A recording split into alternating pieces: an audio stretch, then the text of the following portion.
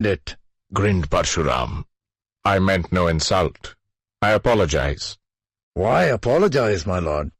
It is the truth. I was a bandit.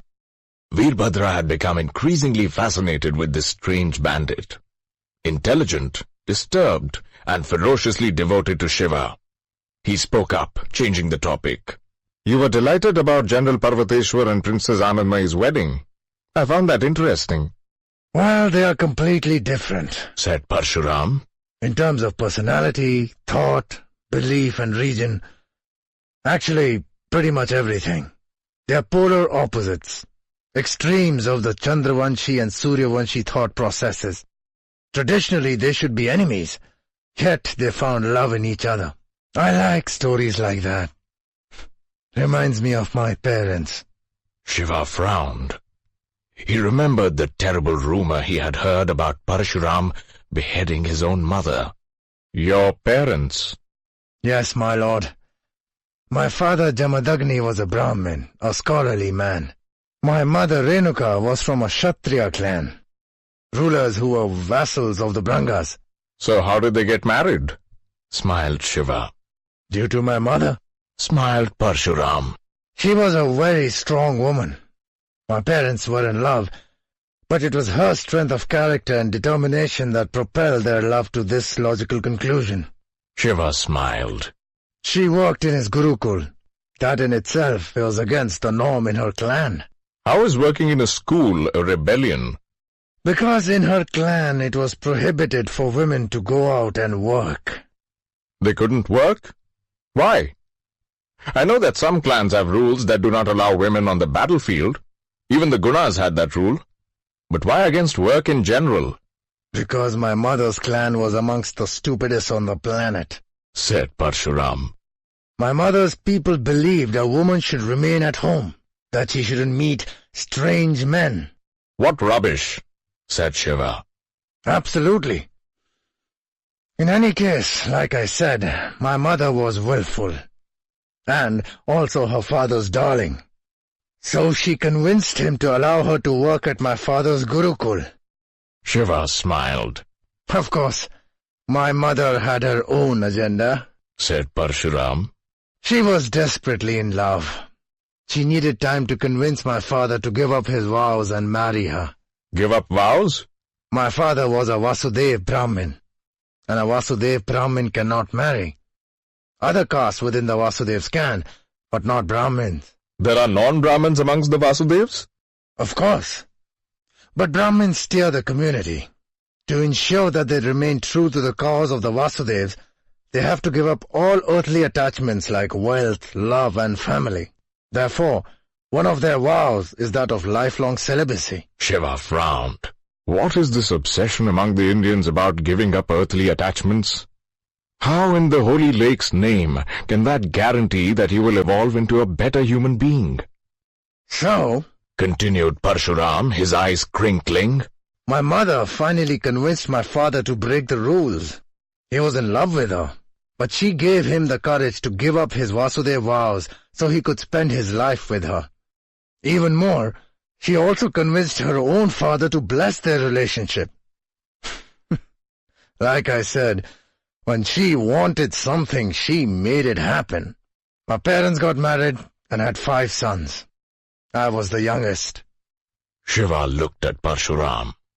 You are really proud of your mother, aren't you? Oh, yes. She was quite a woman. Then why did you... Shiva stopped talking. I shouldn't have said that. Parshuram became serious. Why did I behead her? You don't have to speak about it. I cannot even imagine the pain. Parshuram took a deep breath, sliding down to sit on the deck. Shiva sat on his haunches, touching Parshuram on his shoulder. Veerbhadra stood, staring directly into Parshuram's pain-ridden eyes. You don't need to say anything, Parshuram, said Shiva. Parshuram closed his eyes, right hand over his heart. He chanted repeatedly, bowing to Lord Rudra in his prayer. Om Rudraya Namaha. Om Rudraya Namaha. Shiva watched the Brahmin warrior quietly. I have never spoken about it with anyone, my lord, said Parshuram. It was the trigger that set my life on a path it has taken.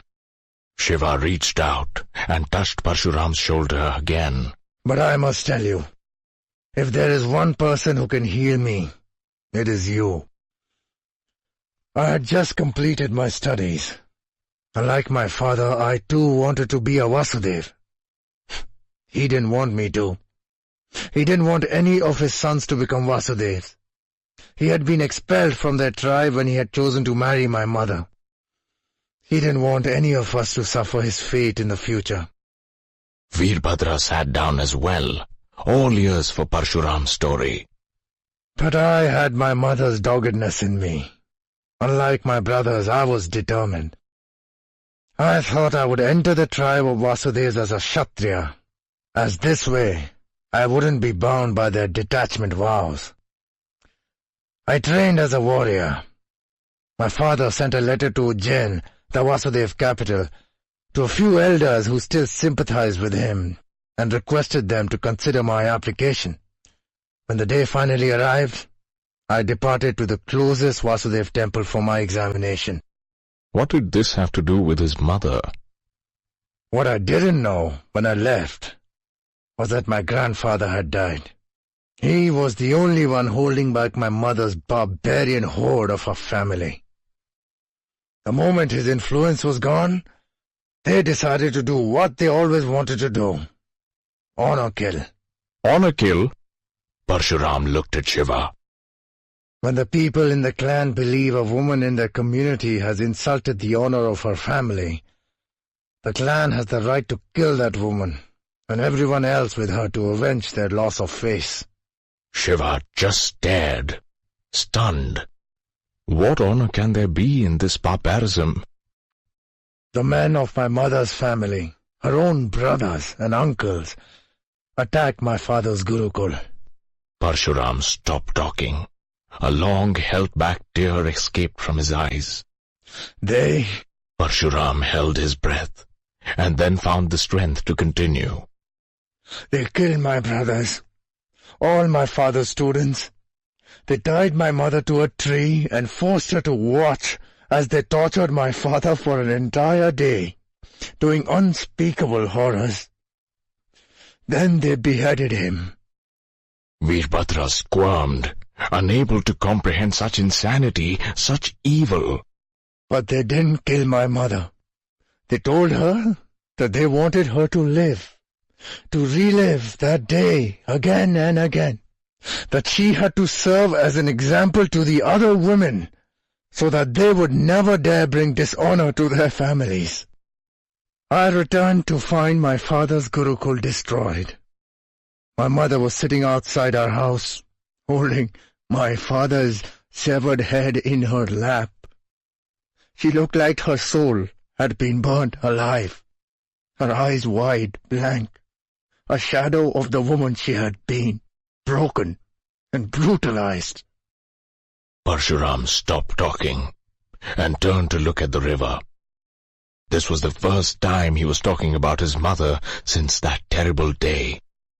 She looked at me as though I was a stranger. And then she said the words that would haunt me forever. She said, "Your father died because of me. It is my sin. I want to die like him."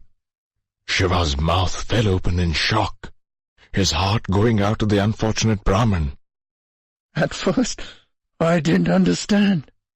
And then she commanded, "Behead me." I didn't know what to do. I hesitated.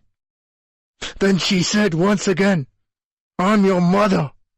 I'm ordering you, behead me." Shiva pressed Parshuram's shoulder. I had no choice. My mother was catatonic.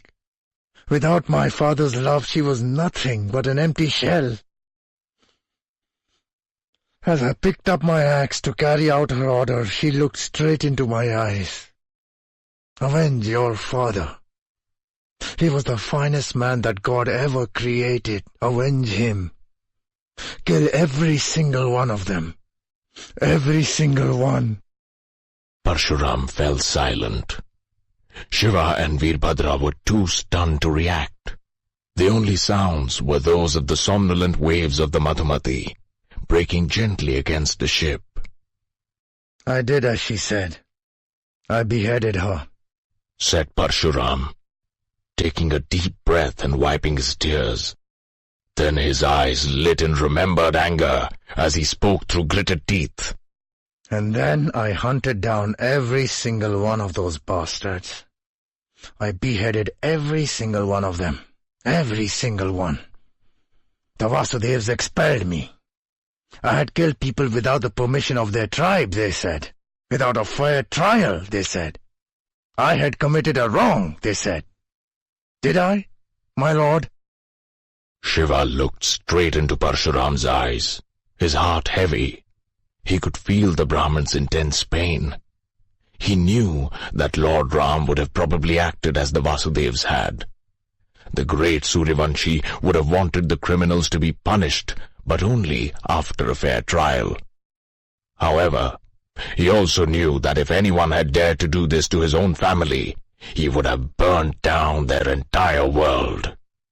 No, you didn't do anything wrong. What you did was in accordance with justice. Parshuram sighed as a dam burst. What I did was just. Shiva held Parshuram's shoulder. Parshuram covered his eyes with his hand, sniffing. At long last he shook his head slightly and looked up. The Branga king sent bands of Kshatriyas to arrest me. To apparently bring me to justice for annihilating his most important vassals. 21 times they sent brigades to catch me, and 21 times I beat them. Finally they stopped. But how did you fight the Brangas alone? Asked Veerbhadra. I wasn't alone. Some angels knew of the injustice I had suffered. They brought me to this haven, introduced me to the few unfortunate, ostracized brigands who lived here. I could build my own army. They gave me medicine so that I could survive despite the unclean waters here and food, till I had established my people in the forest. They gave me weapons to fight the Brangas. And all this, without any expectations from me. The battles with Brangaridai were also brought to an end because they finally threatened the Branga king. And King Chandraketu could not refuse them. They are the best people amongst us all, angels who fight for the oppressed. Shiva frowned. Who? The Nagas, replied Parshuram. What? Yes, my lord. That is why you're looking for them, right? If you want to find evil, you must make the good your ally, right? What are you talking about? They never kill innocents. They fight for justice despite the injustices they endure. They help the oppressed whenever and wherever they can. They truly are the best amongst us all. Shiva stared hard at Parshuram, not saying a word, completely staggered. You are looking for their secret, aren't you? Asked Parshuram. What secret? I don't know, but I've heard that the secret of the Nagas has a deep connection to evil.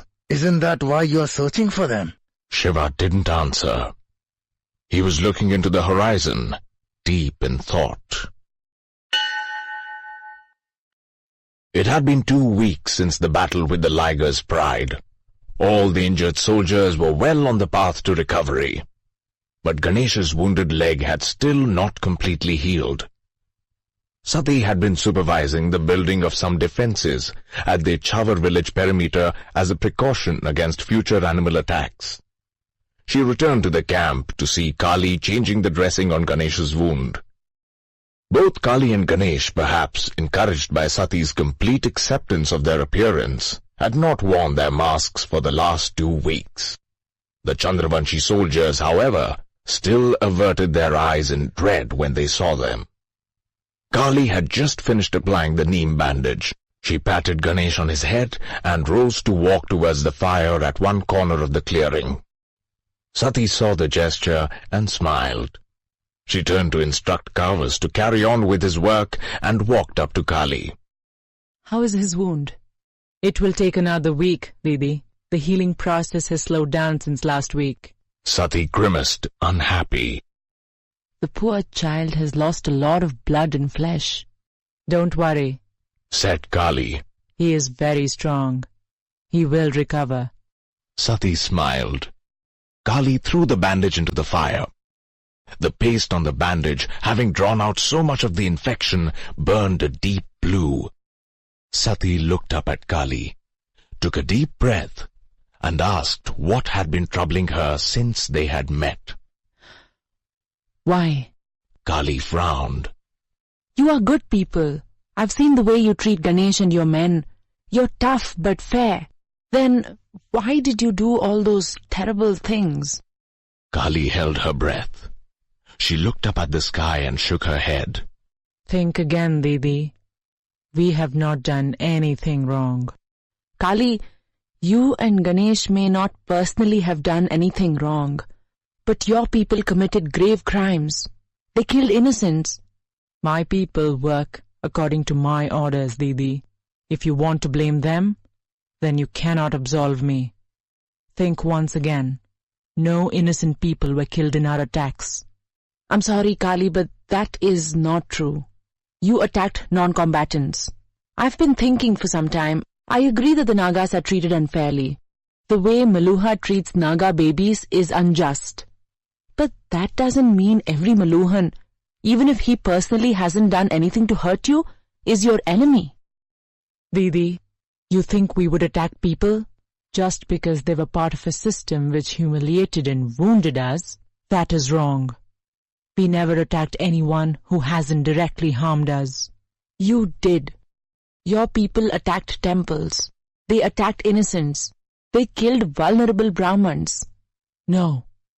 In every attack, we would let all the people except the temple Brahmins leave. Everyone. No innocent people were killed. Ever. But you did kill temple Brahmins. They are not warriors. They are innocent. I disagree. Why? Because they directly hurt our people. What? How? What wrong did the temple Brahmins do to you? I'll tell you. Shiva's caravan of ships was anchored at Vaishali, a pretty city on the Ganga river and an immediate neighbor of Branga. It had been 3 weeks since Shiva had allied with Parshuram. Vaishali had a massive Vishnu temple dedicated to the legendary fish god, Lord Matsya. Shiva was deeply disturbed by what Parshuram had said about the Nagas. He wanted to speak with the Vasudev, one who was other than the ostracized Vasudev Brahmin Kshatriya on board. Time and space had dimmed his anger towards the tribe. The temple was very close to the city's harbor. A massive crowd, including the king, had been waiting to receive him, but Shiva had requested that he be allowed to meet them later. He headed straight for the Matsya temple. It was a little taller than 70 meters, comfortably above the minimum height needed for the Vasudevs to transmit radio waves. The temple was on the banks of the Ganga.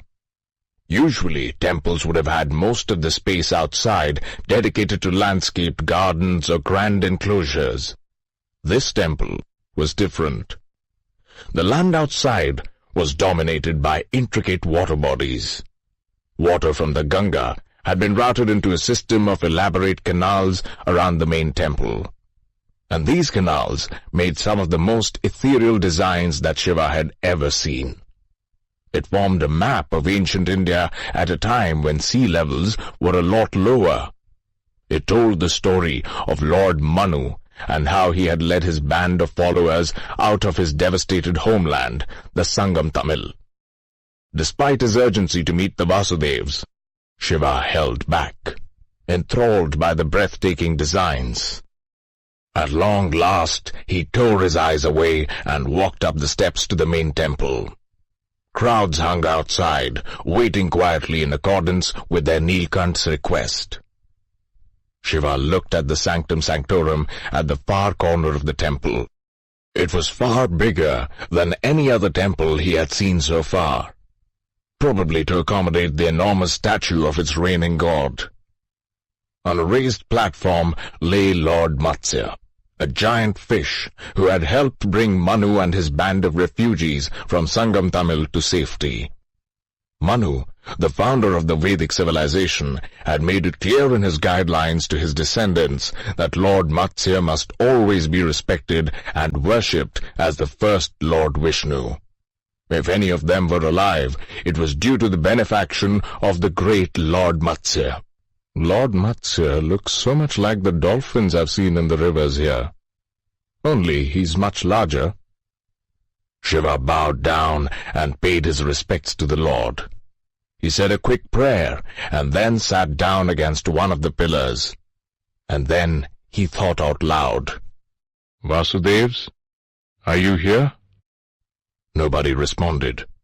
No one from the temple came to see him. "Is there no Vasudev here?" Absolute silence. "Is this not a Vasudev temple? Have I come to the wrong place?" Shiva heard nothing except the gentle tinkle of the fountains in the temple compound. Damn! Shiva realized that maybe he had made a mistake. This temple probably wasn't a Vasudev outpost. His thoughts went back to the advice Sati had given to him. Maybe what Sati said is right. Maybe the Vasudevs were trying to help me. They did help. I would have been devastated if anything had happened to Karthik. A calm, clear voice rang out loud in his head. "Your wife is wise, great Mahadev. It is rare to find such beauty and wisdom in one person." Shiva looked up and around quickly. There was nobody. The voice was from one of the other Vasudev temples. He recognized it. It was the one that had commanded the Kashi Vasudev to give him the Naga medicine. "Are you the leader, Panditji?" "No, my friend. You are. I am but your follower, and I bring the Vasudevs with me." "Where are you? Ujjain?" There was silence. "What is your name, Panditji?" "I am Gopal. I am the chief guide of the Vasudevs. I bear the key task that Lord Ram had set us, assisting you in your karma." "I need your advice, Panditji." "As you wish, great Neelkant. What do you want to talk about?" Sati, Kali, Ganesh, and the Branga Kashi soldiers were marching towards Kashi. Loud conversation amongst them disturbed the silence of the forest. Vishwadhyumna turned to Ganesh. "My lord, don't you find the forest oddly silent?" Ganesh raised his eyebrows, for the soldiers were creating quite a racket. You think our men should be talking even louder? "No, my lord. We are loud enough. It is the rest of the forest that I'm talking about. It's too quiet." Ganesh tilted his head. Vishwadhyumna was right. Not a single animal or bird sound. He looked around. His instincts told him that something was wrong. He stared hard into the woods. Then, shaking his head, he looked ahead and goaded his horse into moving faster. A short distance away, an injured animal, massive in his proportions, with his wounds partially healed, crept slowly forward. The shaft of a broken arrow, buried deep in his shoulder, caused the liger to limp a little. 2 lionesses followed him silently. Chapter 18. The Function of Evil. This country is very confusing. Gopal thought softly. Why would you say that, my friend? The Nagas are obviously the people who are evil, right? Almost everyone seems to agree. And yet, the Nagas helped a man in need, in the interests of justice. That's not how evil is supposed to be. A good point, great Neelkant. Considering the mistake I've already made, I am not about to attack anyone till I am sure. A wise decision. So, do you also think the Nagas may not be evil? How can I answer that, my friend? I do not have the wisdom to find that answer. I am not the Neelkant. Shiva smiled. But you do have an opinion, don't you? Shiva waited for Gopal to speak. When the Vasudev Pandit didn't, Shiva smiled even more broadly, giving up this discussion. Suddenly, a disturbing thought struck him. Please don't tell me the Nagas also believe in the legend of the Nilkant? Gopal remained silent for a moment. Shiva repeated, frowning. Panditji, please answer me. Do the Nagas also believe in the Nilkant legend? As far as I know, great Mahadev, most of them do not believe in the Nilkant. But do you think that would make them evil? Shiva shook his head. No, of course not. Silence for some time. Shiva breathed deeply. So what is the blessed answer? I have travelled through all of India, met practically all the tribes except the Nagas, and if none are evil, maybe evil hasn't arisen. Maybe I am not required. Are you sure it is only people who can be evil, my friend? There may be attachment to evil within some. There may be a small part of evil within them. But could the great evil, the one that awaits the Nilkant, exist beyond mere humans? Shiva frowned. I don't understand. Can evil be too big to be concentrated within just a few men? Shiva remained silent. Lord Manu had said, it's not people who are evil. True evil exists beyond them. It attracts people. It causes confusion amongst its enemies. But evil in itself is too big to be confined to just a few. Shiva frowned. You make it sound like evil is a power as strong as good, that it doesn't work by itself, but uses people as its medium. These people, maybe even good people, find purpose in serving evil. How can it be destroyed if it serves a purpose? That is an interesting thought, O Nilkant, that evil serves a purpose. What purpose? The purpose of destruction? Why would the universe plan that? Let's look at it another way. Do you believe there is nothing random in the universe? That everything exists for a reason? That everything serves a purpose? Yes. If anything appears random, it only means that we haven't discovered its purpose just as yet. So why does evil exist? Why can't it be destroyed once and for all? Even when it is apparently destroyed, it rises once again. Maybe after much time has elapsed, perhaps in another form, but evil does rise, and will keep rising again and again. Why? Shiva narrowed his eyes, absorbing Gopal's words. Because even evil serves a purpose. That is what Lord Manu believed, and the institution of the Mahadev acts as the balance, the control for that purpose. To take evil out of the equation at the correct time. Take it out of the equation? Asked a surprised Shiva. Yes, that is what Lord Manu said. It was just a line in his commandments. He said that the destroyers of evil would understand what he means.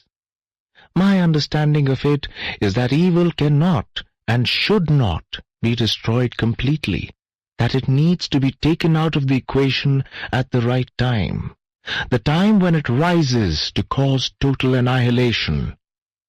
Do you think he said that because the same evil may serve the purpose of good in another time?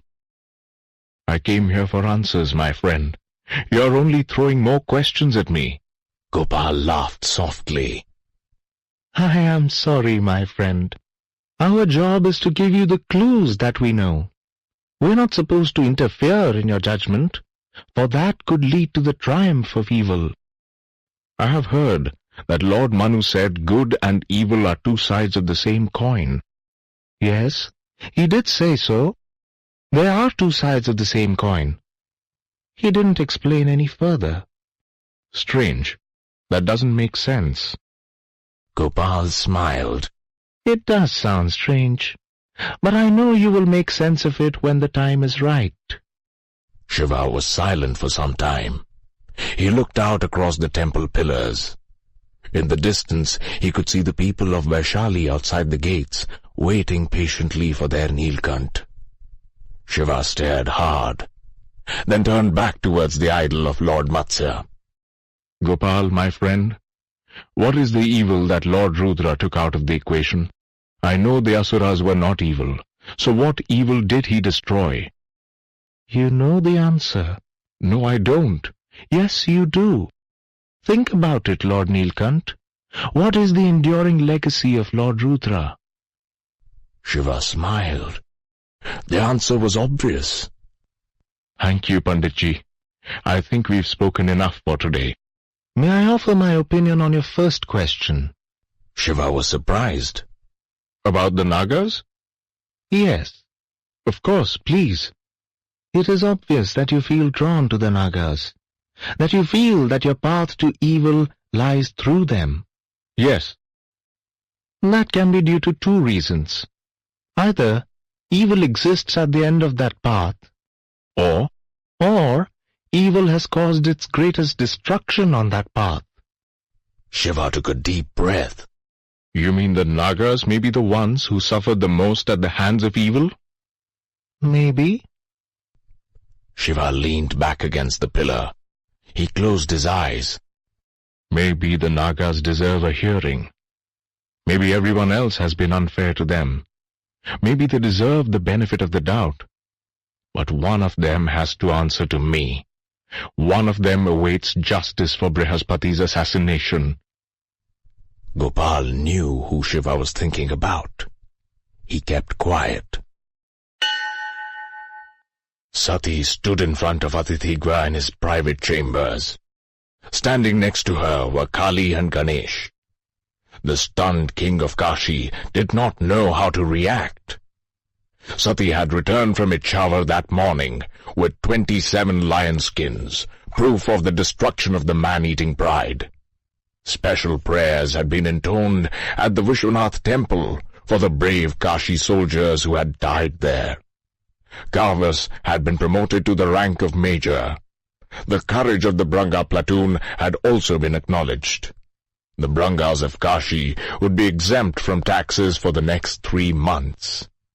But this specific problem was particularly knotty for Adithigva. He did not know how to react to the presence of the two Nagas beside Sati. He dare not expel the relatives of the wife of the Nilkant from his city. At the same time, he couldn't allow them to live openly in Kashi. His people would consider it a crime against the laws of karma. Superstitions about the Nagas ran deep. My lady, said Adithigva carefully, how can we allow this? Kali was staring at Adithigva, livid at the humiliation being meted out to her, a queen in her own right. She touched Sati's arm. Didi, forget this. Sati just shook her head. Lord Adithigva, Kashi is a shining light of tolerance within India. It accepts all Indians, no matter what their faith or way of life. Isn't rejecting some noble and valiant people, just because they are Nagas, going against the very reasons that make your city a beacon for the downtrodden and marginalized? Adithigva looked down. But, my lady, my people... Your Highness, should you give in to your people's biases? Or instead, lead them on to a better path? The Kashi king remained silent, wavering. Please do not forget, Your Highness, that if the Kashi platoon has returned, and the villagers of Ichhavar are alive today, it's due to the bravery of Kali, Ganesh, and their men. We would all have been killed by the lions.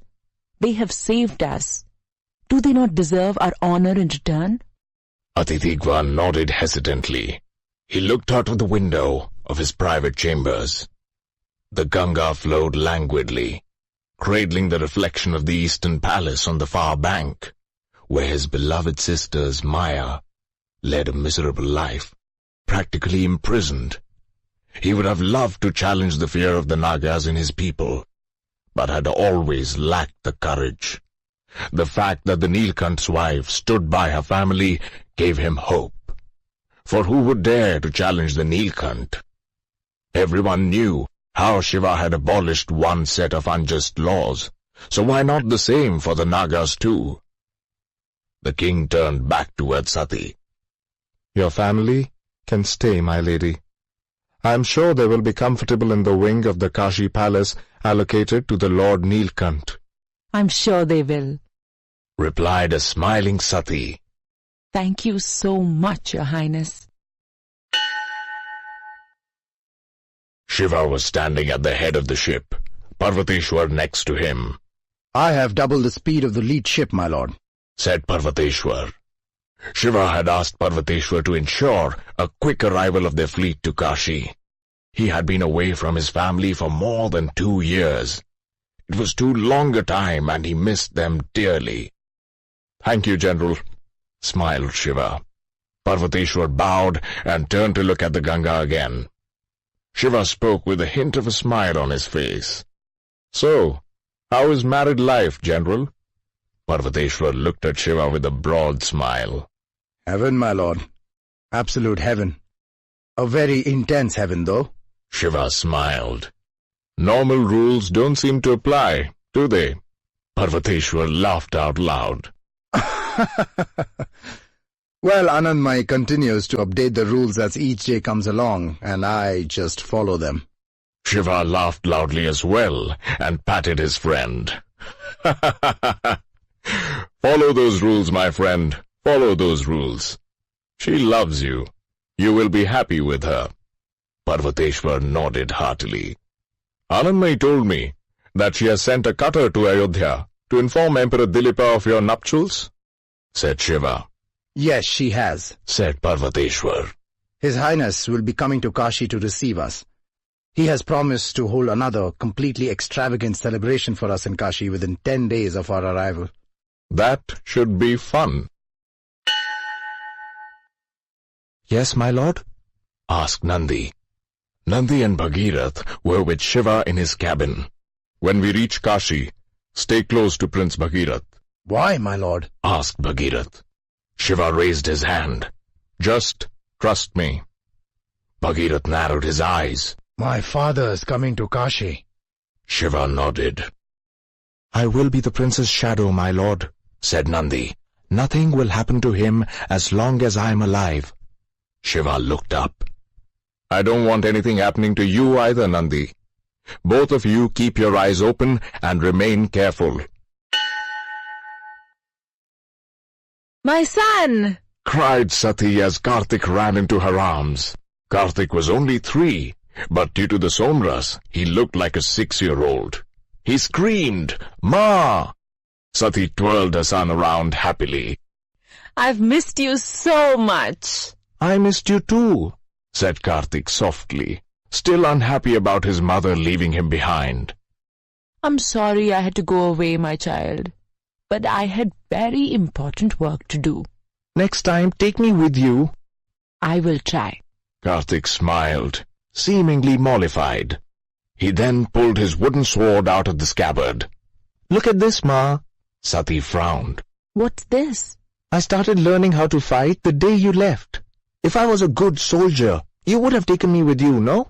Sati smiled broadly and plonked Karthik on her lap. You are a born soldier, my son. Karthik smiled and hugged his mother. You know how you always asked me for a brother, Karthik? Karthik nodded vigorously. Yes, yes. Well, I have found a wonderful brother for you, an elder brother who will always take care of you. Karthik frowned and looked towards the door. He saw a giant of a man enter the chambers. He was wearing a simple white dhoti, and an angvastram was draped loosely across his right shoulder, his immense stomach jiggling with every breath. But it was the face that startled Karthik. The head of an elephant on top of a human body? Ganesh smiled broadly, his heart beating uncertainly, anxious for Karthik's acceptance. How are you, Karthik? The normally fearless Karthik hid behind his mother. Karthik? Smiled Sati, pointing at his elder brother, Ganesh. Why don't you say hello to your dada? The boy continued to stare at Ganesh. Are you human? Yes, I'm your brother, smiled Ganesh. Karthik didn't say anything, but Sati had taught Ganesh well. The Naga held out his hand, displaying a succulent mango, Karthik's favorite fruit. The boy was at once delighted and surprised at seeing a mango so late in the year. He inched forward. Do you want this, Karthik? Asked Ganesh. Karthik frowned, drawing out his wooden sword. You're not going to make me fight for it, are you? Ganesh laughed. No, I'm not. But I will charge a hug from you. Karthik hesitated and looked at Sati. Sati nodded and smiled. You can trust him. Karthik moved slowly and grabbed the mango. Ganesh embraced his little brother, who immediately got busy biting strongly into his favorite fruit. He looked up at Ganesh and smiled, whispering between loud slurps. Wow!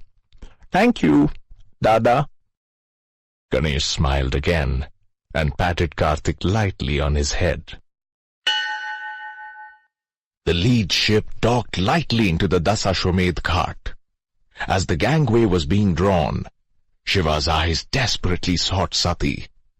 He could see Emperor Dilipa and King Adithigva standing at the royal platform with their families. There was a multitude of Kashi citizens thronging the ghats, but where is she?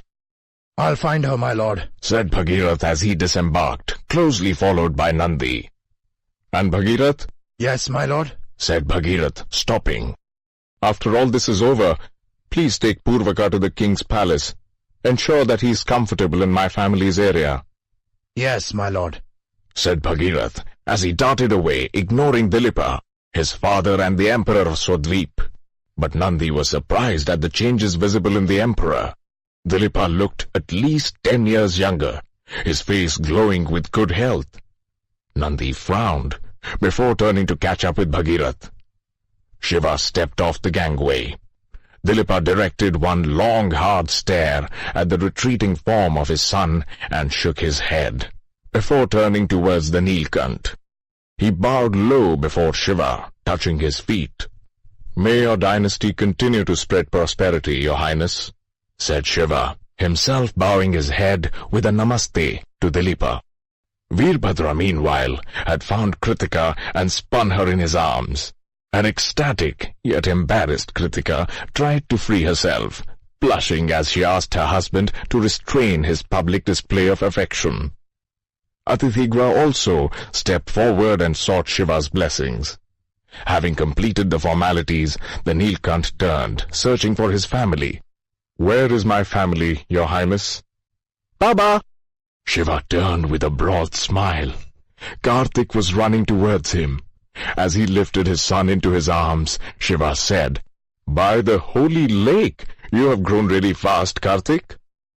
I missed you, whispered Karthik, holding his father tight. I missed you too, said Shiva. His pleasure at seeing his son turned into surprise as he recognized the mouth-watering smell of ripened mangoes. Who has been giving you mangoes so late in the season? Just then Sati appeared in front of Shiva. A smiling Shiva held Karthik to his right and wrapped his left arm around Sati, holding his world close to him, oblivious to the thousands staring at them. I've missed you both so much.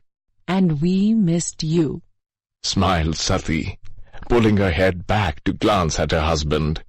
Shiva pulled her close again, eyes closed, taking pleasure in his family's loving touch, his wife and son resting their heads on his shoulders. Let's go home. The carriage was moving slowly down Kashi's sacred avenue. The emperor of Ayodhya and the king of Kashi followed in their carriages, while the brigade that had travelled with Shiva marched behind. Citizens had lined the streets to catch their first glimpse of their lord after more than 2.5 years. Shiva sat comfortably, Sati next to him and Karthik on his lap, waving to the crowds. Both Shiva and Sati spoke simultaneously. I have something to tell. Shiva started laughing. You first. No, you first, said Sati. I insist. You first. Sati swallowed, What have you found out about the Nagas, Shiva? Surprising things, actually. Maybe I have misjudged them. We need to find out more about them. Maybe they're not all bad. Maybe they just have a few bad apples amongst them, like in all communities. Sati sighed deeply, finding some release for the tension coiled inside her like a snake. What happened? Asked Shiva, staring hard at his wife. There's something that I have also discovered recently. Something very surprising. Something that was kept hidden from me until now. It's about the Nagas. What? I found that... Shiva was surprised to see Sati so nervous. What's the matter, darling? I found out that I'm related to them. What? Yes. How can that be? Your father hates the Nagas. It could be guilt more than hatred. Guilt? I was not born alone. Shiva frowned. A twin was born along with me. I have a sister. Shiva was shocked. Where is she? Who kidnapped her? How did this happen in Meluha? She was not kidnapped. Whispered Sati. She was abandoned. Abandoned? Shiva stared at his wife, at a loss for words. Yes. She was born a Naga. Shiva held Sati's hand. Where did you find her? Is she all right? Sati looked up at Shiva, her eyes moist. I didn't find her. She found me. She saved my life.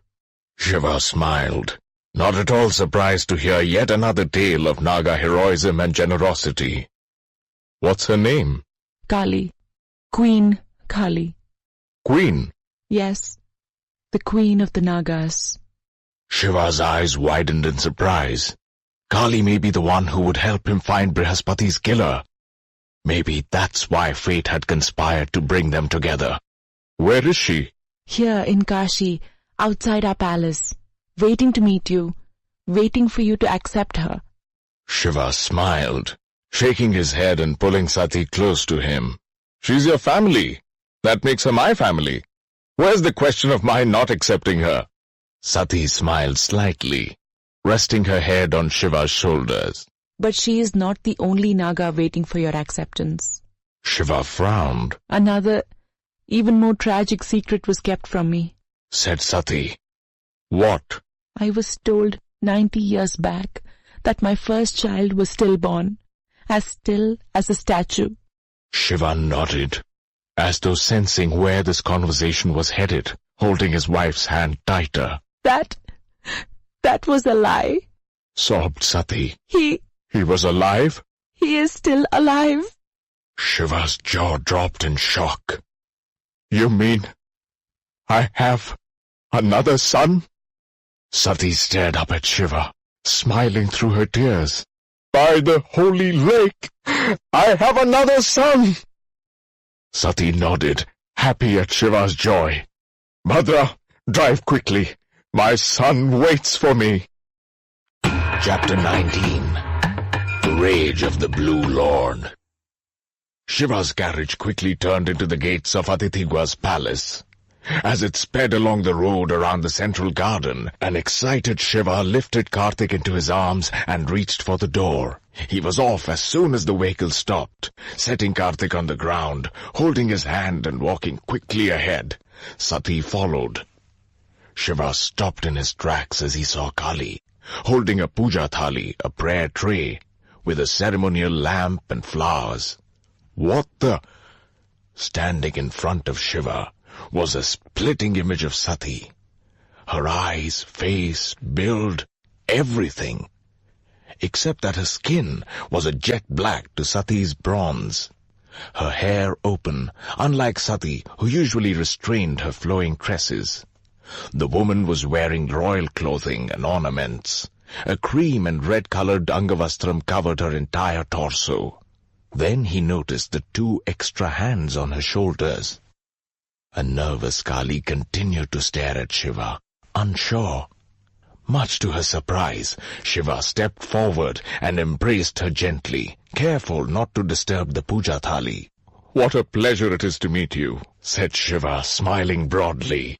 Kali smiled tentatively, shocked by Shiva's warm gesture, clearly at a loss for words. Shiva tapped the puja thali.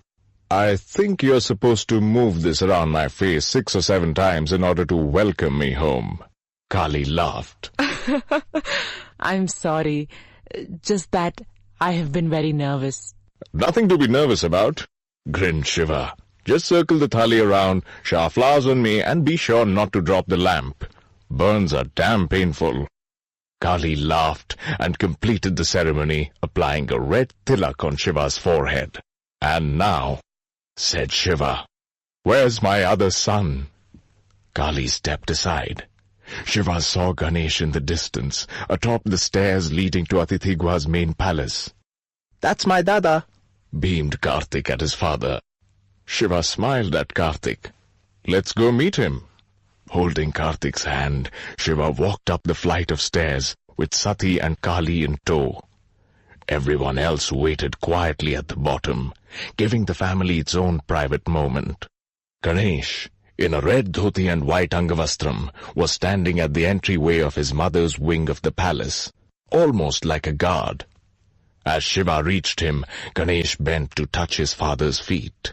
Shiva touched Ganesh's head gently, held his shoulders and pulled the Naga up to embrace him, blessing him with a long life. Ayushman Bhava, my son. Shiva suddenly stopped as he stared hard at Ganesh's calm, almond-shaped eyes. His hands were rigid on Ganesh's shoulders, eyes narrowed hard. Ganesh shut his eyes and cursed his fate silently. He knew he had been recognized. Shiva's eyes continued to bore into Ganesh. Sati, looking surprised, whispered, What's the matter, Shiva? Shiva ignored her. He continued to stare at Ganesh with repressed rage. He reached for his pouch. I have something that belongs to you. Ganesh kept quiet, continuing to stare at Shiva, his eyes melancholic. He didn't need to look in order to know what Shiva was bringing out of his pouch. The bracelet, whose clasp had been destroyed, belonged to him. He had lost it at Mount Mandar. It was frayed at the edges by flames that had tried to consume it. The embroidered symbol of Om in the center was unblemished. But it wasn't a normal Om symbol. The representation of the ancient holy word had been constructed from snakes. The serpent Om. Ganesh quietly took his bracelet from Shiva's hand. Sati looked on with disbelieving eyes. Shiva, what is going on? Furious rage was pouring out of Shiva's eyes. Shiva? Repeated Sati, as she touched her husband's shoulder anxiously. Shiva flinched at Sati's touch. Your son killed my brother, he growled. Sati was shocked, disbelieving. Shiva spoke again. This time his voice was hard, furious. Your son killed Brihaspati. Kali sprung forward. But it was an... The queen of the Nagas fell silent at a gesture from Ganesh. The Naga continued to look straight at Shiva, offering no explanations, waiting for the Nilkant's verdict, his punishment. Shiva stepped close to Ganesh, uncomfortably close, till his fuming breath blew hard on Ganesh. You are my wife's son. It's the only reason why I'm not going to kill you. Ganesh lowered his eyes, hands held in supplication, refusing to say anything. Get out of my house, roared Shiva. Get out of this land. Never show your face here again. The next time, I may not be so forgiving. But Shiva, he is my son, begged Sati. He killed Brihaspati. Shiva? He killed Brihaspati! Sati stared blankly, tears flowing down her cheeks. Shiva, he is my son. I cannot live without him. Then live without me. Sati was stunned.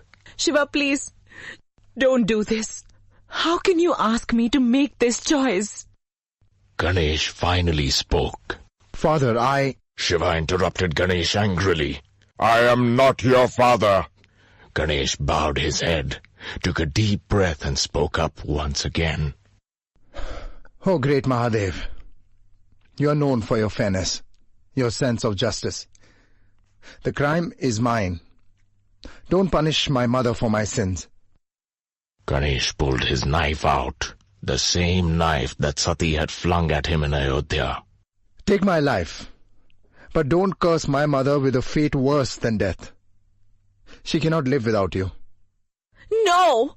Screamed Sati as she darted in front of Ganesh. Please, Shiva, he is my son. He's my son. Shiva's anger turned ice cold. Looks like you've made your choice. He picked up Karthik. Shiva, Pleaded Sati. please don't go. Please. Shiva looked at Sati, his eyes moist but voice ice cold. This is something I cannot accept, Sati.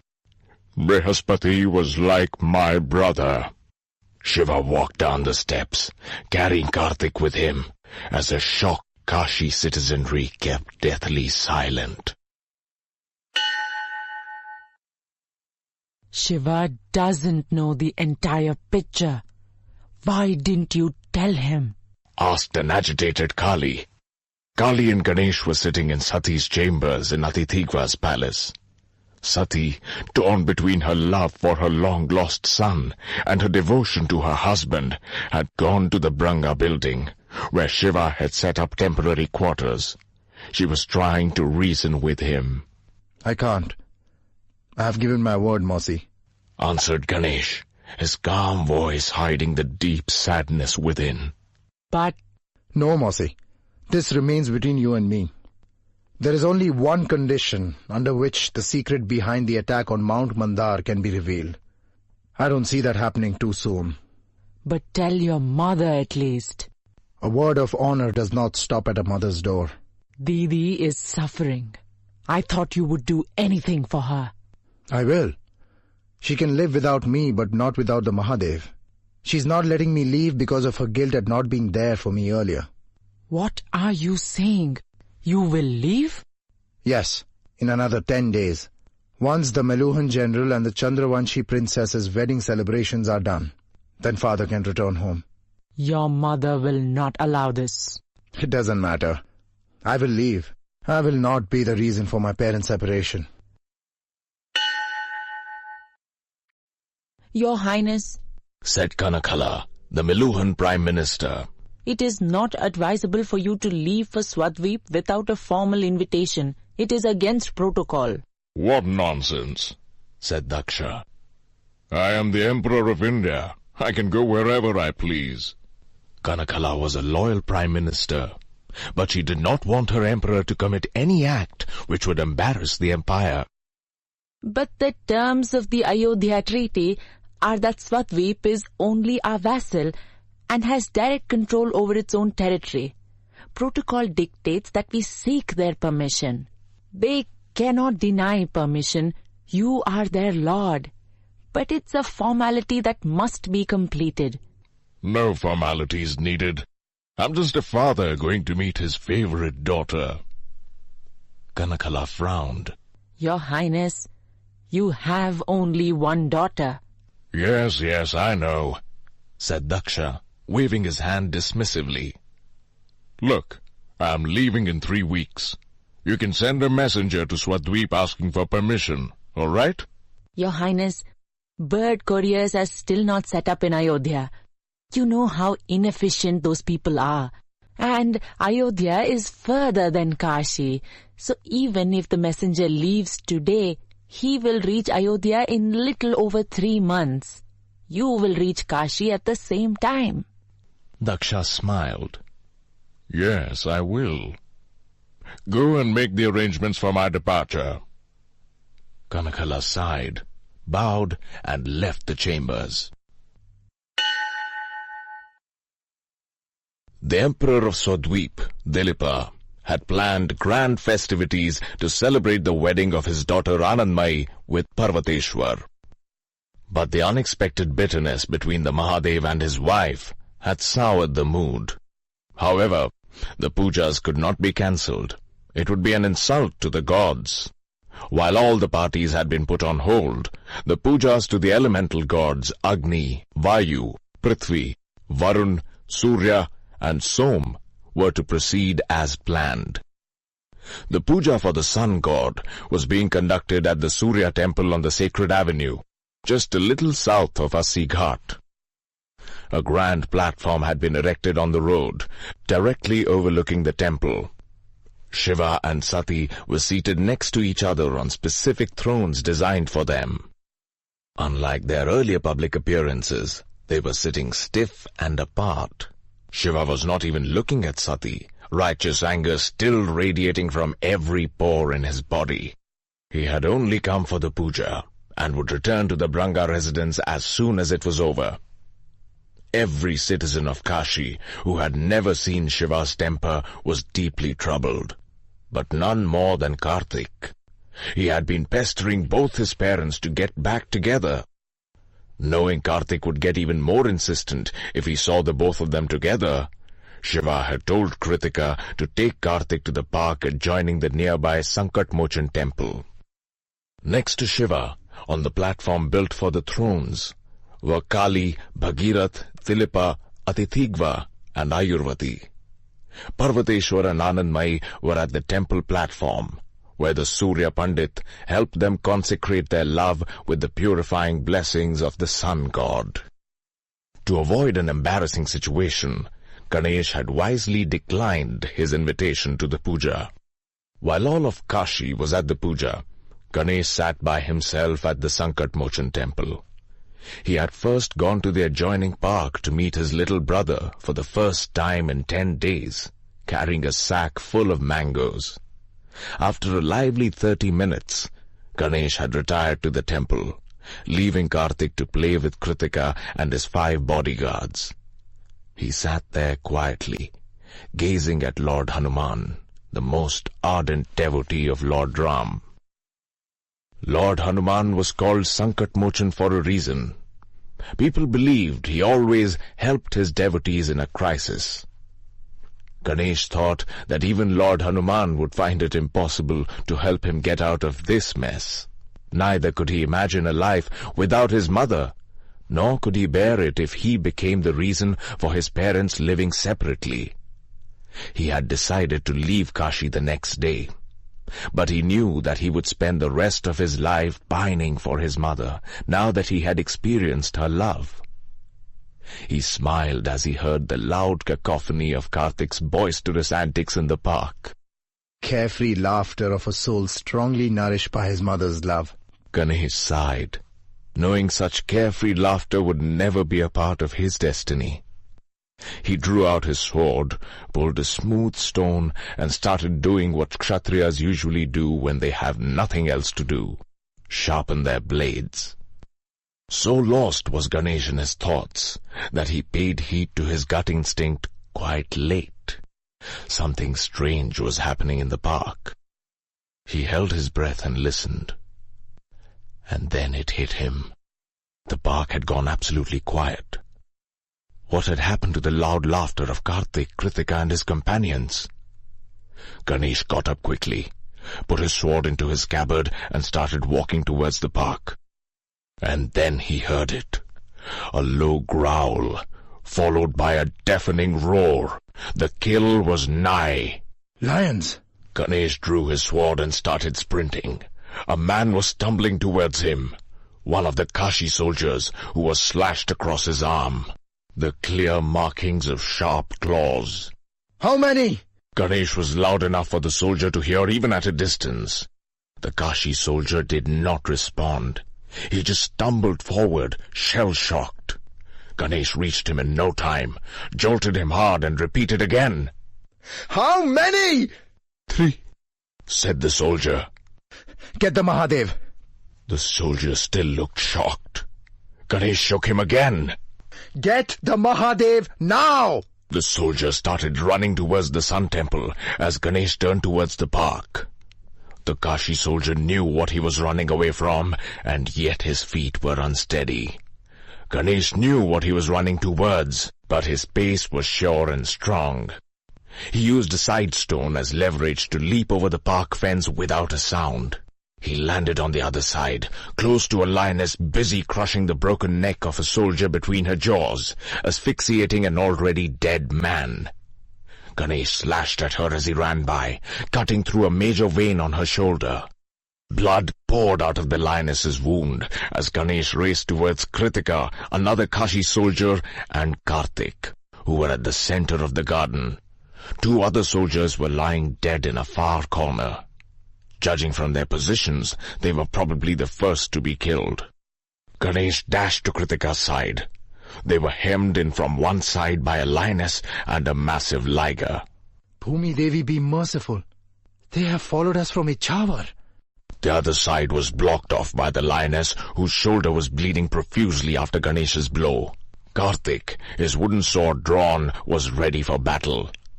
Ganesh knew Karthik was childishly brave enough to charge at the liger with just his wooden sword. He stood in front of his brother, with Kritika on one side and the soldier on the other. No way out, whispered Kritika, sword drawn. Ganesh knew Kritika was not a trained warrior. Her maternal instincts would drive her to protect Karthik, but she probably wouldn't be able to kill any of the cats. The soldier on the other side was shivering. He was unlikely to be much help. Ganesh nodded towards the bleeding lioness limping towards them. She'll not last too long. I've cut a major vein. The liger was circling them while moving towards the front, as the lionesses flanked the humans. Ganesh knew it was only a matter of time. They were preparing for the charge. Pull back, whispered Ganesh. Slowly. There was a hollow in the main trunk of a banyan tree behind them. Ganesh intended to push Karthik in there and defend it from the lionesses. We can't last long, said Kritika. I'll try to distract them. You run with Karthik. Ganesh didn't turn towards Kritika, staring hard at the liger, but his admiration for Veerbhadra's wife shot up. She was willing to die for his brother. That won't work, said Ganesh. I can't move fast enough with Karthik. The walls are high. Help is on its way. The Mahadev is coming. We just have to hold the lions off for some time. Kritika and the soldier followed Ganesh's lead as they edged slowly to the rear, pushing Karthik back. The liger and lionesses crept forward, their blind aggression from just a few moments earlier dissipating at the sight of the giant man holding a blood-stained sword. A little while later, Karthik had been pushed into the banyan hollow, with the tree's hanging roots tied around it to prevent him from charging out. He was safe, at least for as long as Ganesh stood. The cats charged. Ganesh was surprised to see the limping lioness bounding forward. Kritika was covering that area. Stay low! Shouted Ganesh. He couldn't move to support Kritika, since the liger could charge through the opening to attack Karthik. Stay low, Kritika! She's injured, she can't leap high! Kritika had held her sword low, waiting for the wounded lioness to reach her. But to her surprise, the big cat suddenly veered left. As Kritika was about to charge after her, she heard a blood-curdling scream.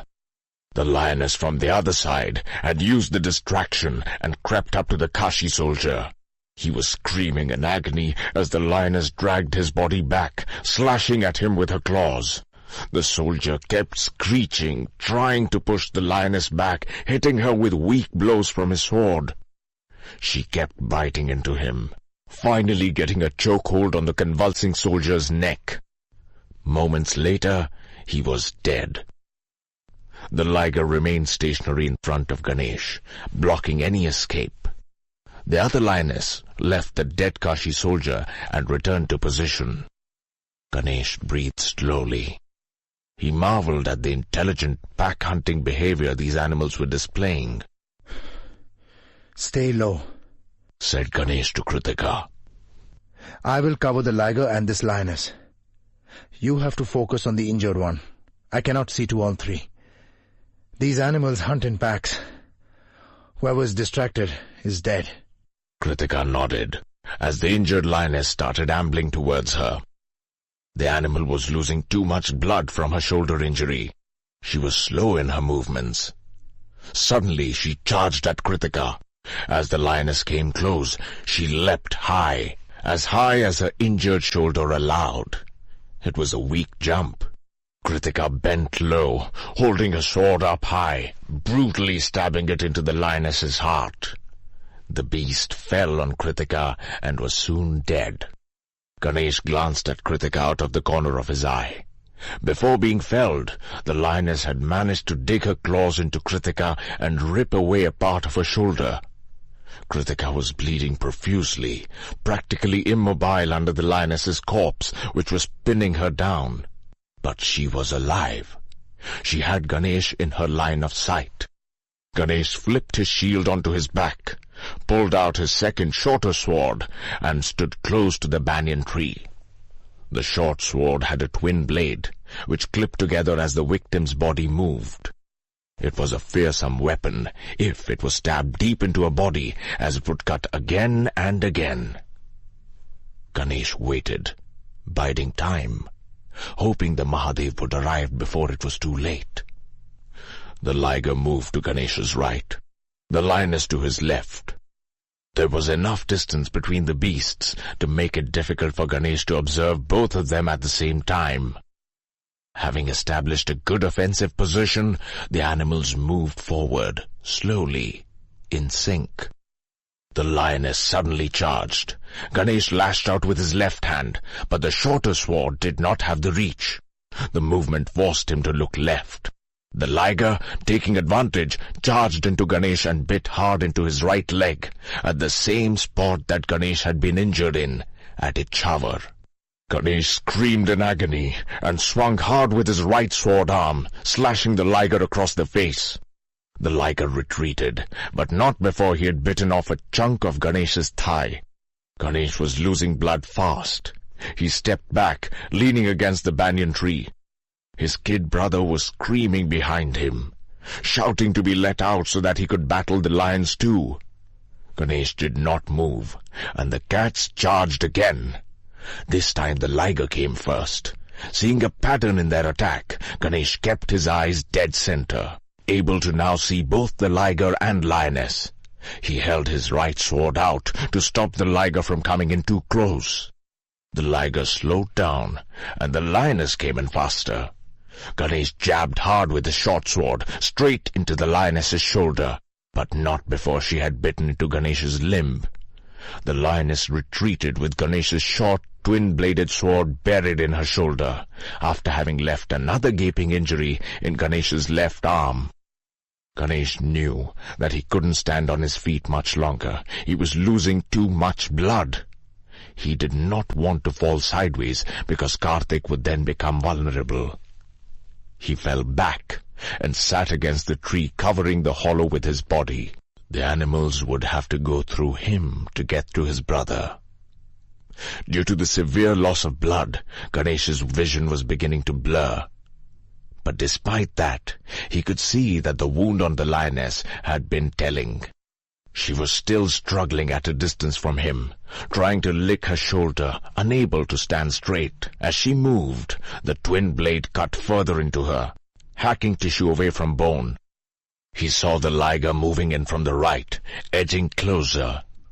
Once close enough, the liger bounded and lashed out with his paw, while Ganesh slashed with his sword at the same time. The liger's claws tore through Ganesh's face, causing a deep gash on his long nose.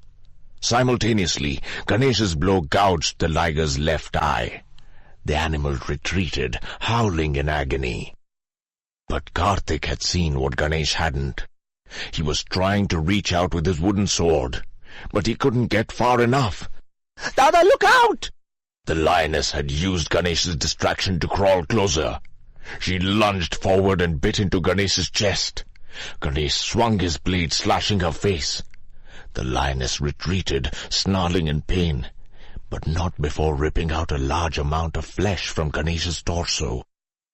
The Naga's heart, pumping blood and adrenaline through the body at a furious rate, was now working against him, as the numerous wounds leaked blood alarmingly.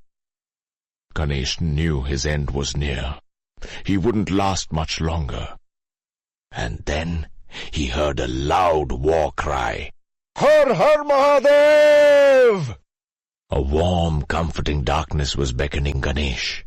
He struggled to stay awake. Nearly 50 furious Suryavanshi soldiers charged into the park. They fell upon the two big cats. The weakened animals did not stand a chance and were soon killed. Through his rapidly fading vision, Ganesh thought he saw a handsome figure rushing towards him, bloodied sword held to the side, his throat an iridescent blue. Behind the man, he could barely make out the blurred vision of a bronzed woman racing towards him, a warrior princess. The blood of the liger splattered all over her. The Naga smiled, delighted to be the bearer of good news to two of the most important people in his world. Don't worry, Baba. Whispered Ganesh to his father. Your son is safe. He's hidden behind me. Saying so, Ganesh collapsed, unconscious. Chapter 20. Never alone, my brother. Ganesh thought he should feel pain, but there was nothing. He opened his eyes. He could barely distinguish the formidable Ayurvati next to his body. He shifted his eyes down towards his ravaged body. Skin torn asunder, flesh ripped apart, blood congealed all over, arm bones sticking out, a gaping hole in his chest, ribs cracked and visible. Bhumi Devi be merciful. I don't stand a chance. Ganesh returned to darkness. A sharp sting on his chest. His eyes opened slowly, barely. Through the slits, he could see Ayurvati changing his dressing. He could feel again. A good thing, right? He slipped into his dream world once again. A soft caress. Then the hand moved away. The sleeping Ganesh moved his head. He wanted the hand back. It returned to his face, stroking it gently. Ganesh opened his eyes slightly. Sati was sitting next to him, leaning over, her eyes swollen, red. Ma? But Sati didn't respond. Maybe she hadn't heard him. Ganesh could see outside the window behind Sati. It was raining. The monsoons? How long have I been unconscious? Ganesh saw a man leaning next to the window, against the wall. A strong man, whose normally mischievous eyes were expressionless. A man with a blue throat. A man staring intensely at him, trying to figure him out. Sleep snatched Ganesh away yet again.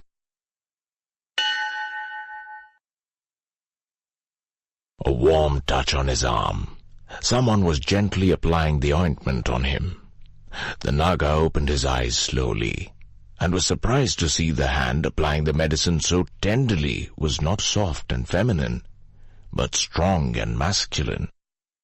He turned his eyes slowly to see the kindly doctor. The torso was powerful and muscled, but the neck, it was different. It radiated a divine blue light. Ganesh was stunned. A gasp escaped his mouth. The hand applying the medicine froze. Ganesh could feel a pair of eyes boring into him. And then the Neelkant rose and left the room. Ganesh shut his eyes again. Ganesh finally emerged from his sleepy cocoon after a long, long time without the immediate need to slip back into its safety. He could hear the soft pitter-patter of raindrops. He loved the monsoon, the heavenly whiff of a rejuvenated earth, the melody of falling rain. He turned his head slightly to his left. It was enough to wake Sati. She immediately rose from her bed at the far end of the room and walked up to Ganesh. She pulled a chair up close and rested her hand on her son's. How are you, my son? Ganesh smiled softly. He turned his head a little more. Sati smiled and ran her fingers across her son's face. She knew he liked that. Kritika? She's much better, Said Sati. She wasn't as badly injured as you. In fact, she was out of the Ayuralaya very quickly, just 2 weeks. How long? How long have you been here? Ganesh nodded in reply. 60 days. In and out of consciousness. Rains. The monsoon is almost over. The moisture led to some complications, slowing down your healing process. Ganesh took a deep breath.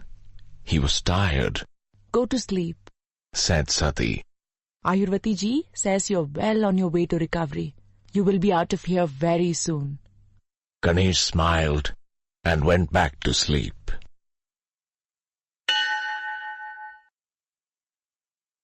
Ganesh was woken up abruptly by Ayurvati, who was staring at him pointedly.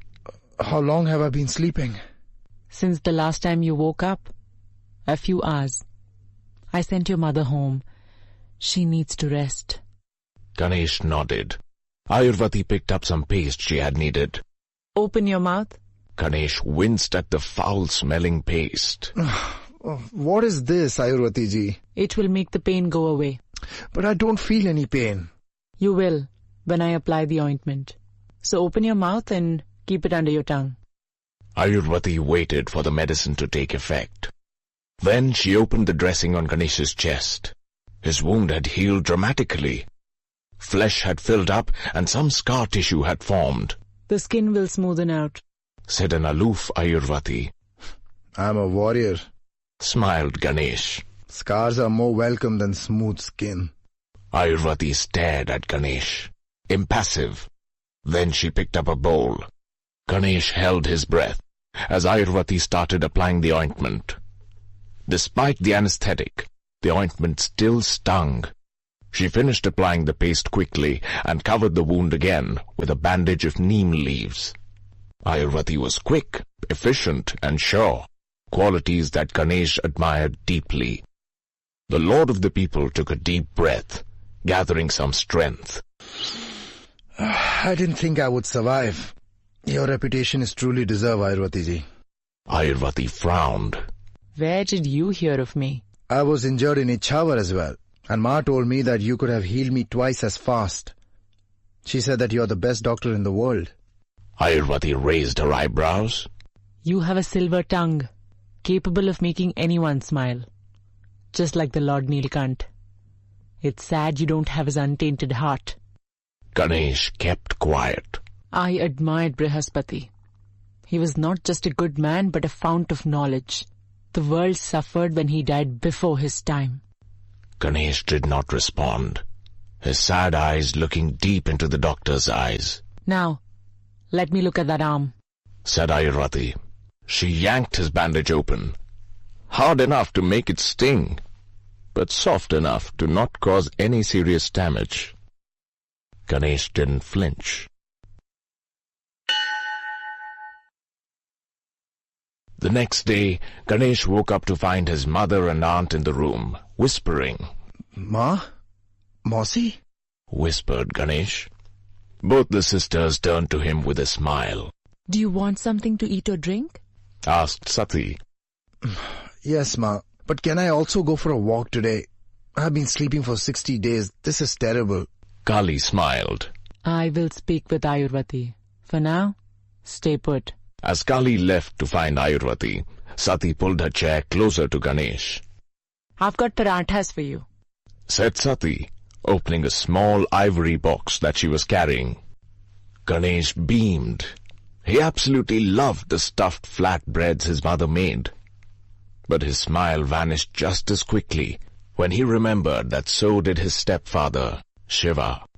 Sati rose to find the mouth rinse Ayurvati had prescribed for Ganesh before he could eat. Has father returned to your quarters, Ma? Sati looked back from the medicine cabinet. Now you don't worry about these things. Has he started speaking to you at least? You needn't worry about this. said Sati as she walked back to Ganesh. The Naga was staring at the ceiling, guilt gnawing at his heart. He narrowed his eyes. Did he... Yes, he did. Replied Sati. Shiva came to check on you every day. But I don't think he'll be coming from today. Ganesh smiled sadly and bit his lip. Sati patted him on the head. Everything will become all right when it is meant to become all right. I wish I could explain what happened at Mount Mandar. I wish I could explain why it happened. I don't know if he would forgive me, but at least he would understand. Kali has told me a little bit. I understand somewhat. But Brihaspati ji, he was a great man. The world lost something when he died. Even I cannot understand completely. And Shiva loved him like a brother. How can we expect him to understand? Ganesh looked at Sati with sad eyes. But you saved Karthik's life. Said Sati. You saved me. I know that's worth a lot to Shiva. Give him time. He will come around. Ganesh remained silent, clearly skeptical.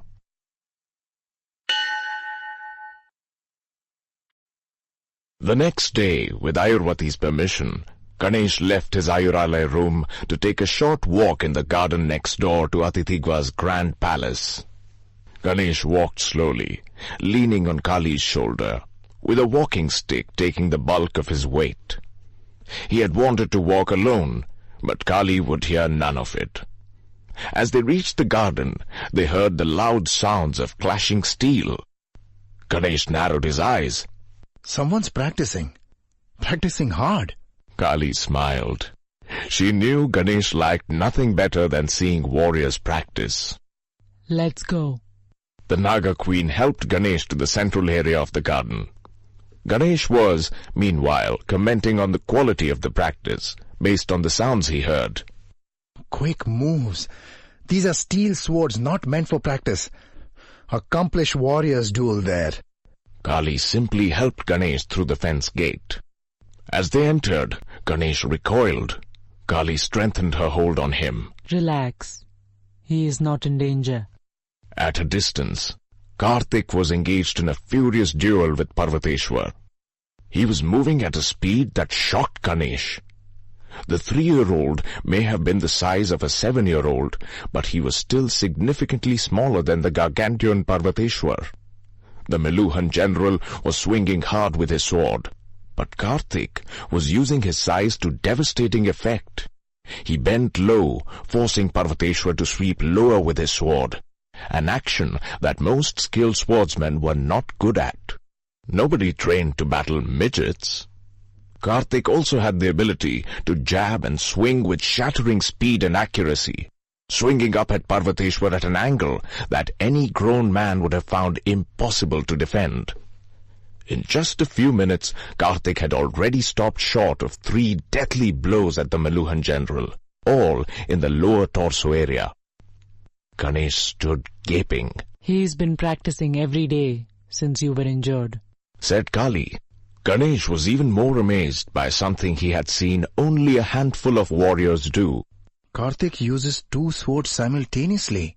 Yes. Smiled Kali. He doesn't use his shield. He strikes with his left hand also. The boy says that offense is better than defense. Ganesh heard Sati's voice speak out loudly. Stop! He turned to see his mother rise from a ledge at the corner. Sorry to disturb you, Pitratulya, said Sati to Parvateshwar, the man she respected like a father. But perhaps Karthik may want to meet his dada. Parvateshwar looked up at Ganesh. The Meluhan general did not acknowledge Sati's older son, not even a curt nod. He simply stepped back.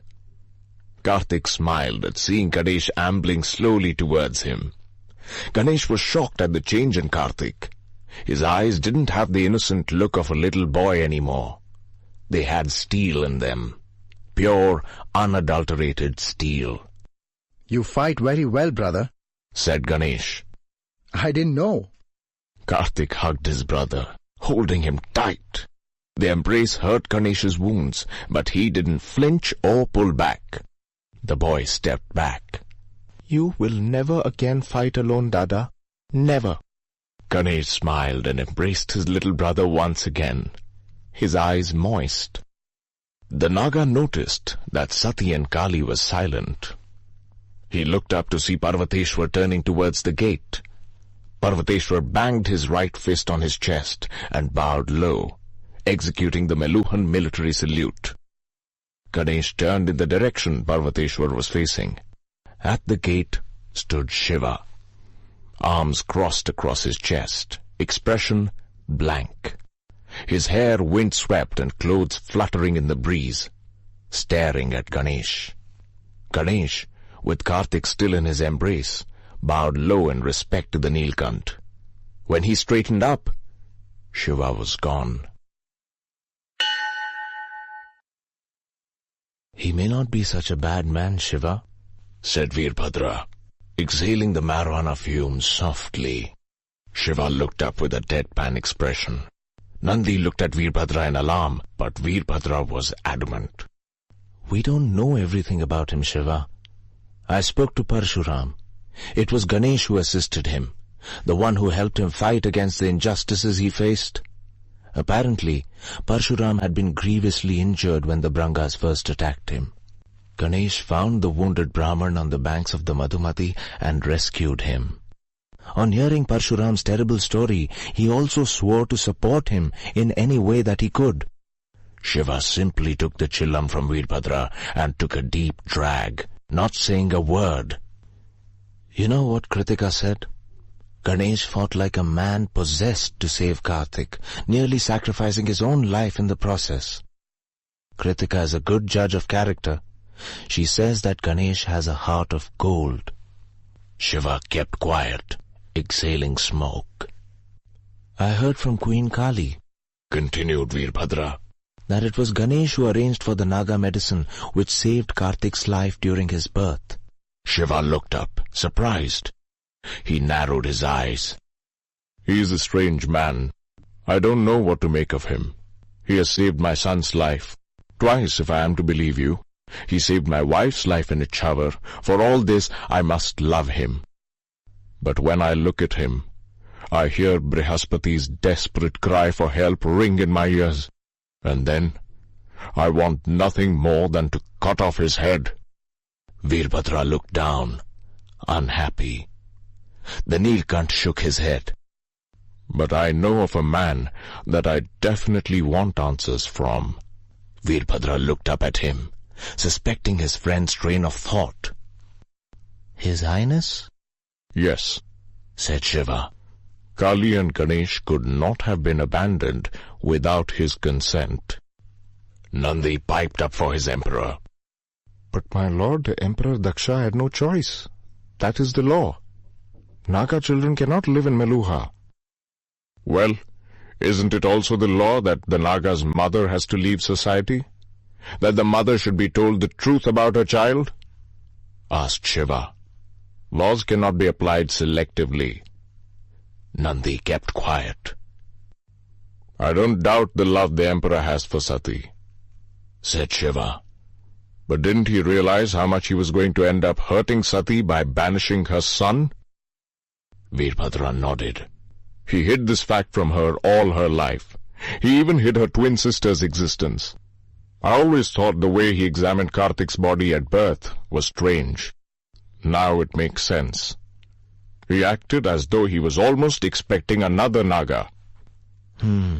Said Veerbhadra. "And I have a dirty feeling that this is not where the story ends."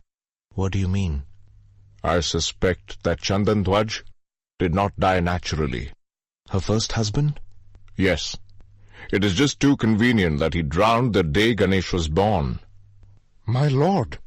Nandi spoke up in shock. But that cannot be true. This is a crime. No Suryavanshi ruler will ever stoop so low. "I am not saying that I know for sure, Nandi," said Shiva. "It is just a feeling that I have. Remember, nobody is good or bad. They're either strong or weak. Strong people stick to their morals, no matter what the trials and tribulations. Weak people, many a times, do not even realize how low they have sunk. Nandi kept quiet. Veerbhadra looked straight at Shiva. I will not be surprised if what you suspect is true. It may have been His Highness's twisted way of thinking that he is doing Sati a favor. Chapter 21. The Mica Mystery.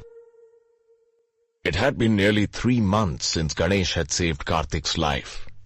Though still limping, he had recovered enough to know that he had to go back to Panchvati. He had been conscious for a month now. Each waking moment reminded him of the torment in his mother's heart. The rift between Shiva and Sati was more than he could bear. As far as he knew, the only way out was for him to leave. Let's leave tomorrow, Mausi, said Ganesh. Have you told your mother? Asked Kali. I intend to just leave a note for her. Kali narrowed her eyes. She will not let me go, even though she must. Kali took a deep breath. So you are just going to forget her? Ganesh smiled sadly. I have got enough love from her in the past few months to last me a lifetime. I can live on my memories, but she cannot live without the Neelkant. A puzzled Shiva rose to receive Adithigva. The Kashi king had never stepped into the Branga quarters before. He had always waited for the Neelkant outside. What is the matter, Your Highness? My lord, I just received word that Emperor Daksha is on his way to Kashi. Shiva frowned. I don't understand the urgency. If you have received word today, I am sure the Emperor will not be here for another 2 or 3 months. No, my lord, he is coming today. In a few hours. I just received word from an advance party. Shiva raised his eyebrows, surprised beyond words. My lord, said Adithigva, I want to request you to come to the throne room to take your rightful place, so that we may receive the Emperor. I'll come, said Shiva, but please ensure that only you are there. I do not want to receive him along with your courtiers. This was unorthodox. Adithigva frowned, but didn't question Shiva's unusual demand. He simply left to carry out the orders. Nandi, word may have been sent to Parvateshwar and Bhagirath as well, said Shiva. Please tell them it is my wish that they do not come to the court right now. We will have a ceremonial welcome for His Highness a little later. Yes, my lord. Nandi saluted and left. Veerbhadra whispered to Shiva. You think he knows? No. If I know anything about him, he wouldn't have come had he known that Kali and Ganesh were here. He has come in haste, without regard for protocol. It is the action of a father, not an emperor. He was probably missing Sati and Karthik. What do you want to do? Let it go or discover the truth? No way will I let it go. I want to know the truth. Veerbhadra nodded. I hope for the sake of Sati, said Shiva, that my suspicions are wrong. That he knew nothing. That the only thing that happened was that Mica's administrators followed the law. But you fear you're right? Asked Veerbhadra. Yes. Any idea how we can find out what actually happened that day? Confront him. Catch him by surprise. This is the perfect time. Veerbhadra frowned. I intend to spring Kali and Ganesh on him, said Shiva. His face will tell me the rest. What is His Highness doing here? Asked Parvateshwar. Nobody told me of his plans. How can Kashi do this? This is a breach of protocol. Nobody knew of this, my lord, said Nandi. Even King Adithigva got to know of it right now. Meluha sent no intimation earlier. Parvateshwar looked flabbergasted. Such slips in Meluhan diplomatic procedures was unheard of. Bhagirath shrugged his shoulders. All kings are alike. Parvateshwar ignored the jibe aimed at the ruler of his realm about his lack of etiquette and protocol. He spoke to Nandi. Why does the Lord Neelkant not want us to come to the throne room? I couldn't say, my lord. replied Nandi. I'm just following orders. Parvateshwar nodded. All right. We'll stay here till the Lord calls us. Shiva can have any number of reasons for wanting to meet Kali. But why Ganesh? What's going on? Asked Sati, frowning. Veerbhadra was stumped. Not only was Ganesh in Kali's chamber, but so was Sati. Considering that Daksha was already in Kashi, he had to get Kali and Ganesh into the throne room as fast as he could. It was entirely possible that Daksha might find out about the presence of his Naga daughter and grandson. Time was of the essence. If their surprise meeting had to work, it had to happen now. Veerbhadra had no choice but to announce Shiva's summons to Kali and Ganesh. I'm just following orders, my lady. Following orders doesn't mean you don't know what's going on. He wants them to see something, Bhadra, said Sati. my husband is your best friend. You are married to my best friend. I know you. I know that you know more. I am not letting my son go till you tell me. Veerbhadra shook his head at Sati's doggedness. He could see what drew Shiva to Sati, despite their temporary estrangement. My lady, your father is here. Sati was surprised, partly at the unannounced appearance of her father, but more so at Shiva summoning Kali and Ganesh to meet Daksha. Somewhere in his heart, Shiva actually believes injustice has been done to my son and sister. Do you want to go? Sati asked Kali. The Naga queen narrowed her eyes, hand tightening on her sword hilt. Yes. Even wild horses couldn't keep me away. Sati turned to her son. He didn't want a confrontation. He didn't want the truth to come out, to hurt his mother even more. He shook his head. Kali spoke up in surprise. Why? What are you afraid of? I don't want this, Mausi, replied Ganesh. But I do. Said Sati. Your existence was hidden from me for 90 years. But those were the rules, Ma. Said Ganesh. No. The rules are that a Naga child cannot live in Maluha. Hiding the truth from the mother is not part of these rules. If I knew, I would have left Maluha with you. Even if the rule was broken, it's in the past. Please, Ma, forget it. I will not. I cannot. I want to know how much he knew. And if he did know, why did he lie? To protect his name? So that no one can accuse him of being the progenitor of Nagas? So that he can continue to rule? Ma, nothing will come of this, said Ganesh. Kali started laughing. Ganesh turned to her in irritation. When you were scouring all of India to confront Sati, I had told you this very thing. Said Kali. And what had you said? You wanted answers. That you would not be at peace till you knew the truth about your relationship with your mother. That it would complete you. Then why can't your mother want or expect the same from her father? But this is not completion, Mausi. Said Ganesh. This is only confrontation and pain. Completion is completion, my child. Said Kali. Sometimes completion causes happiness and sometimes pain. Your mother has a right to do this. Saying so, Kali turned to Sati. Are you sure you want to do this, Didi? I want answers, said Sati. Veerbhadra gulped. My lady, Shiva only asked for Queen Kali and Lord Ganesh, not you. I'm coming, Bhadra, said Sati. And you know very well that I must. Veerbhadra looked down. Sati was right. She had the right to be there.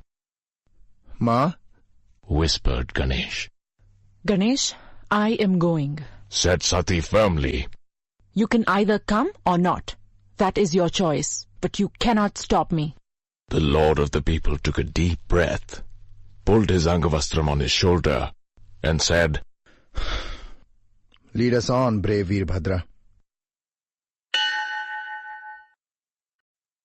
What a pleasant surprise to see you, Your Highness, said Adithigva, bowing to the Emperor of India. Daksha nodded as he entered the antechamber of the court.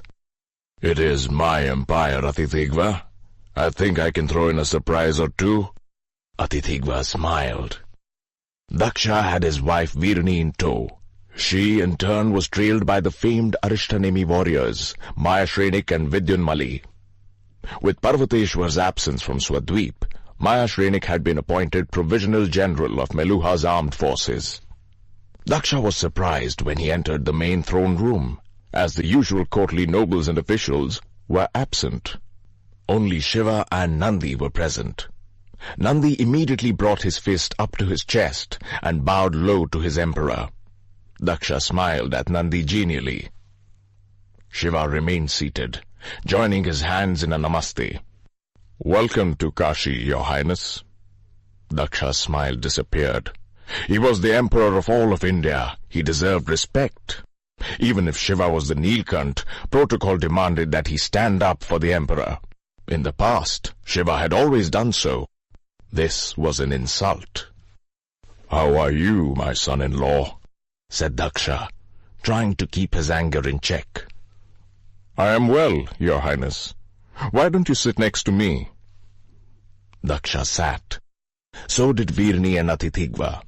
Turning to Atithigva, Daksha said, "For such a noisy city, you seem to be running a very quiet court, Atithigva." Atithigva smiled. "No, my lord, it's just that—" "My apologies for interrupting, your highness," said Shiva to Atithigva, before turning to Daksha. "I thought it would be a good idea for you to meet your children in private." Virani perked up immediately. Where are they, Lord Nilkant? Just then Veerbhadra walked in, followed by Sati. "My child," said a smiling Daksha, forgetting the slight from Shiva. "Why didn't you bring my grandson along?" I did, said Sati. Ganesh entered the room. Behind him was Kali. Shiva was staring hard at Daksha's face. The Meluhan emperor's eyes sprung wide open in recognition. His jaw dropped in shock. He knows. Then Daksha swallowed hard, straightening up. He's afraid. He is hiding something. Shiva also noticed Virani's expression. Profound sadness. Eyebrows joined together, but her lips curled up slightly in a smile, struggling to break through, her eyes moist. She knows too, and she loves them. Daksha turned to Atithigva and blustered. "How dare you consort with terrorists, king of Kashi?" They are not terrorists, said Sati. Terrorists kill innocent people. Kali and Ganesh have never done that. Does Sati speak for the king of Kashi now? Don't speak to him, father. Said Sati. Speak to me. What for? Asked Daksha, pointing at Ganesh and Kali. What do you have to do with them? Everything. Their place is with me. Should have always been with me. What? While Nagas have only one place, south of the Narmada. They are not allowed into the Sapt Sindhu. My sister and son are not vile. They are my blood. Your blood. Daksha stood, stepping up to Sati. Sister? Son? What nonsense. Don't believe the rubbish these scum tell you. Of course they hate me. They will say anything to malign me. I am their sworn enemy. I am the ruler of Meluha, under oath to destroy them. Kali reached for her sword. I am in the mood to challenge you to an Agni Pariksha right now, you repulsive goat. Don't you have any shame? Daksha shouted at Kali. Do penance for your past life sins quietly, instead of creating bad blood between a loving father and his daughter. What lies have you told her about me? They haven't said a word, father, said Sati. But their existence says a lot about you. It's not me. They exist because of your mother. Her past life sins have led to this. We never had Nagas in our family before her. Sati's jaw fell. She was seeing the levels to which her father could stoop to for the first time. Virani was staring hard at Daksha, silent anger smoldering in her eyes. This is not about past lives, father, said Sati. It's about this life. You knew. Yet, you didn't tell me. I am your father. I have loved you all my life. I have fought the world for you. Will you trust me or some deformed animals? They are not deformed animals. They are my family. You want to make these people your family? People who lie to you, who turn you against your own father? They never lied to me. Shouted Sati. You did. No, I did not. You said my son was stillborn. Daksha took a deep breath, looked up at the ceiling as though struggling to regain control, and then glared at Sati. Why don't you understand? I lied for your own good. Do you know what your life would have been like if you had been declared a Naga's mother? I would be with my son. What rubbish! What would you have done? Lived in Panchvati? Yes. You are my daughter! Screamed Daksha. I have always loved you more than anyone else. I would never have allowed you to suffer in Panchvati. It was not your choice to make. An exasperated Daksha turned to Shiva. Talk some sense into her, Lord Nilkant. Shiva's eyes were narrowed. He wanted to know how wide this web of deception spread. Did you get Chandan Dhwaj killed, Your Highness? Daksha blanched. Fear was written all over his face. He looked sharply at Sati and then quickly back at Shiva. Oh, Lord, he did. Sati was reeling, shocked into absolute silence. Kali and Ganesh did not seem surprised. Daksha immediately regained control. He pointed a finger at Shiva, his body shaking. You did this. You choreographed this. Shiva stayed quiet. You have turned my daughter against me, screamed Daksha. Maharishi Bhrigu was right. The evil Vasudevs control you. Shiva continued to stare at Daksha, as if actually seeing him for the first time. Daksha was boiling. What were you? A stupid tribal from a barbaric land? I made you the Nilkant. I gave you power. I gave it to you so that you would bring the Chandravanshis under Meluhan control, so that I could establish peace in India. And you dare to use the power I bestowed upon you against me? Shiva remained passive, making Daksha spew even more venom. I made you, and I can destroy you. Daksha pulled his knife out and lunged forward. Nandi jumped in front of Shiva, taking the blow on his shield. His Meluhan training didn't allow him to draw his sword at his monarch. Kali and Ganesh, however, had no such compunctions, drawing their blades rapidly on Daksha. Ganesh jumped in front of Shiva, even as Vidyunmali drew his sword. Mahashrenik, a loyal Meluhan who would have fought to death for his king, was stunned into inaction. He was deeply devoted to Shiva. How could he draw his sword against the Nilkant? Calm down, said Shiva, raising his hand. Vidyunmali still had his sword drawn. Daksha's knife had fallen to the ground. Shiva spoke once again. Nandi, Ganesh, Kali, stand down! Now! As Shiva's warriors lowered their swords, Vidyunmali also sheathed his blade. Your Highness, Shiva addressed Daksha. Daksha's eyes were glued on a teary-eyed Sati, who had a sword inches away from her father's throat. His face exhibited the sense of betrayal and the loss he felt. Sati was the only person he had ever truly loved. Sati, whispered Shiva, please, put it down. He's not worth it. Sati's sword inched closer. Shiva stepped forward slowly. Sati? Her hands were shaking slightly, rage driving her dangerously close to the edge. Shiva touched her shoulder lightly. Sati, put it down. Shiva's touch brought Sati back from the precipice. She lowered her sword a little. Her eyes narrowed, her breathing heavy, her body stiff. Daksha continued to stare at Sati. I am ashamed that your blood runs in my veins, said Sati. Tears began to flow down Daksha's face. Get out, whispered Sati through gritted teeth. Daksha was deathly still. Get out! Virani got a jolt from Sati's loud voice, her expression a mix of sadness and anger. She walked up to Daksha. Move. Daksha stood paralyzed, shocked at this turn of events. Come on. Virani repeated louder, pulling her husband by his arm. Maya Shrenik, Vidyunmali, let's leave. The Empress of India dragged her husband out of the room. Sati was shattered. She dropped her sword, tears streaming down her face. Ganesh rushed towards her, but Shiva caught her even as she fell. Sati was sobbing uncontrollably as Shiva picked her up in his arms. Chapter 22. Two sides, same coin. So, what are you thinking? Asked Kali. Ganesh and Kali were in the Naga Queen's quarters.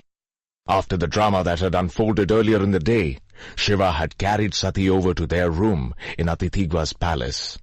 Daksha, Virani, and their entourage had departed immediately for the Meluhan capital, Devagiri.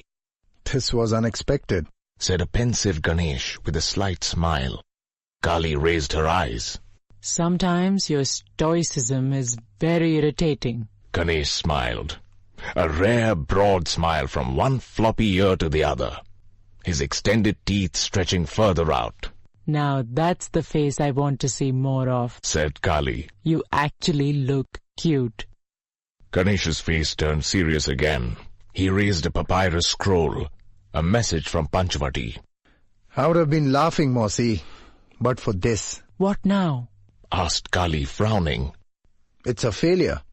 Again? Yes, again. But I thought... We thought wrong, Mosi. Kali cursed. Ganesh stared at his aunt. He could feel her frustration. A final solution was so close, its success would have completed their victory. Now, there was every chance that everything they had done would be lost. Do we try again? Asked Kali. I think we have to finally accept the truth, Mosi. This route is a dead end. We have no choice. The time has come to reveal the secret. Yes, said Kali. The Nilkant should know. The Nilkant? Asked Ganesh, surprised at how much had changed in such a short span. Kali frowned. You didn't use his name. You said the Nilkant.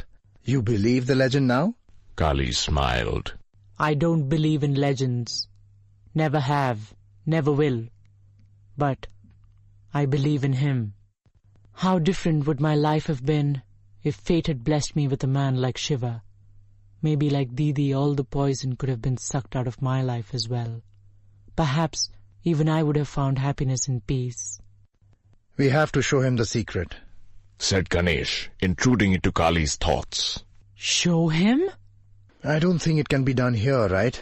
He must see for himself. You want to take him to Panchavati? Why not? Asked Ganesh. Don't you trust him? Of course, I do. I would trust him with my life. But he doesn't come alone. Some others come with him. If we take them along, they will know how to get to Panchavati. This will weaken our defenses. I think people like Parvateshwar and Bhagirath can be trusted, Mosi. I don't think they will ever go against the Nilkant. They would give their lives for him. If there is one thing I have learnt in life, said Kali, it is that no one should spread one's trust too far, and never take things for granted. Ganesh frowned. If you doubt all his followers, then what about Parshuram? He already knows the way. You know his devotion for the Nilkant. Remember, I had told you not to bring Parshuram to Panchavati, but you didn't listen. So now what, Mosi? We will take them through Branga. They will know how to get to Panchavati, but only from Chandraketu's realm. They will never be able to reach us directly from their own kingdoms. The forests of Dandak would consume them even if they try. We can trust the Brangas not to let anyone pass without our permission. Even Parshuram doesn't know any other way. Ganesh nodded. That is a good idea. Thank the Lord I didn't do anything rash that I would regret later, said Sati. Shiva was sitting on a long chair in the balcony of their chambers. Sati was on his lap, her head leaning against his muscular chest, her eyes swollen red. From the heights of the Kashi palace, the sacred avenue and the Vishwanath temple were clearly visible. Beyond them flowed the mighty Ganga. Your anger was justified, my darling. Sati looked up at her husband, breathing slowly. Aren't you angry? He just tried to kill you. Shiva stared into his wife's eyes as he ran his hand across her face. My anger towards your father is because of what he did to you, not what he tried to do to me. But how dare Vidyunmali draw his sword on you? Whispered Sati. Thank God Ganesh Sati stopped, afraid that her taking Ganesh's name would ruin this moment. Shiva gave her a gentle squeeze. He's your son. Sati kept quiet, body stiff, feeling the intense pain that Shiva felt at Brihaspati's loss. Shiva held Sati's face and looked straight into her eyes. No matter how hard I try, I cannot hate a part of your soul. Sati sighed as fresh tears escaped silently from her eyes. She held Shiva tight. Shiva did not want to spoil the moment as he held on to his wife. One thing continued to puzzle him. Who's Brigu? The emperor had Chandandwaj killed? Asked a shocked Parvateshwar. Yes, General, said Veerbhadra. Parvateshwar, numb with shock, looked at Anandmayi and Bhagirath, then back at Veerbhadra. Where is His Highness now? He is on his way back to Meluha, my lord, said Veerbhadra. Parvateshwar held his head. His emperor had brought dishonor to Meluha, his motherland. He couldn't even imagine the pain this revelation must have caused to the woman he had always looked upon as the daughter he had never had. Where is Sati? She is with Shiva, my lord. Anandmayi looked at Parvateshwar with a smile. At least, some good had come out of this sordid episode. The Meluhan royal ship cruised slowly up the Ganga. 4 ships sailing around it in the standard Suryavanshi defensive naval protocol. Daksha's entourage was on its way home, a day away from Kashi. Maya Shrenik was in the lead boat, maintaining a steady pace. He was still shaken by the incidents at Kashi. He hoped his Emperor Daksha and the Nilkant would reconcile their differences. He wished to avoid the terrible fate of having to choose between his loyalty to his country and his devotion to his god. Vidyunmali was in charge of security on Daksha's ship. He wanted to safeguard against any assassination attempt upon his emperor by the followers of the Nilkant.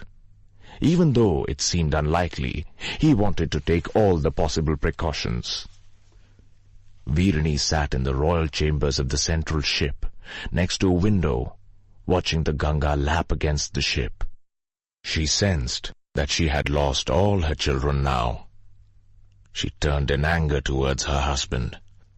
Daksha was lying on the bed, eyes forlorn, a lost look on his face. It wasn't the first time he had faced and been overpowered by such terrible circumstances. Veerani shook her head and turned to look out again. If only he had listened to me. Veerani remembered that incident so clearly, it was as if it had happened just yesterday. Almost every day, she wondered how her life would have been if things had turned out differently.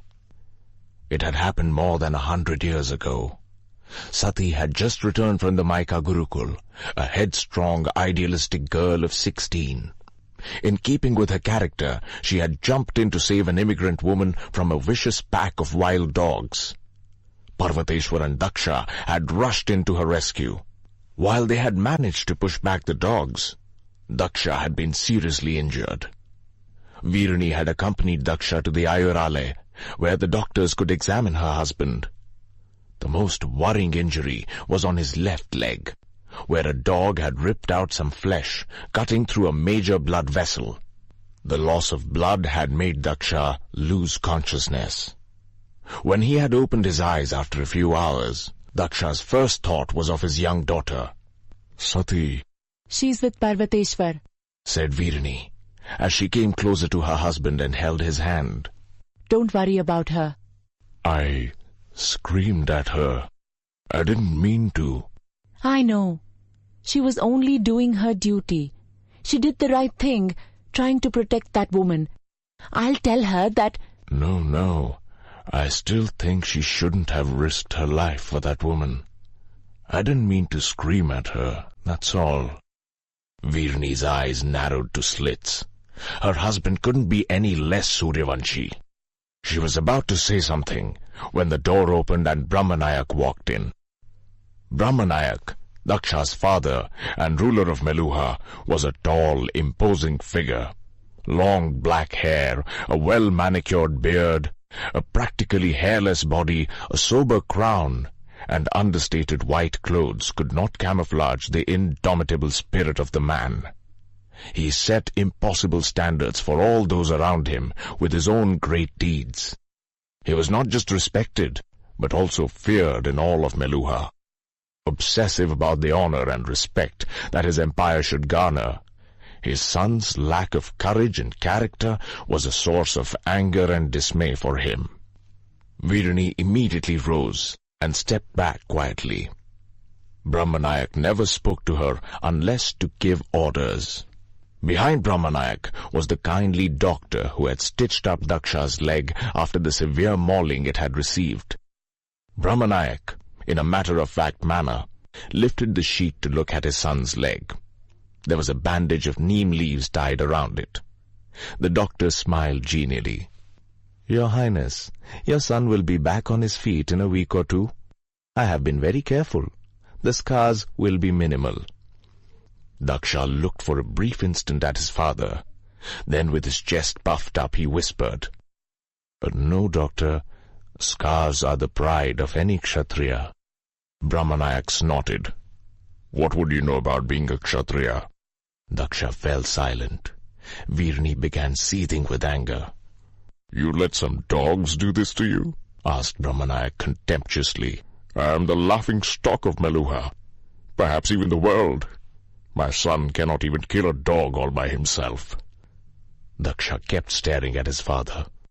To prevent a further escalation of hostility and to safeguard the patient's mental health, the doctor cut in. "Your Highness, I need to discuss something with you. May we talk outside?" Brahmanayak nodded.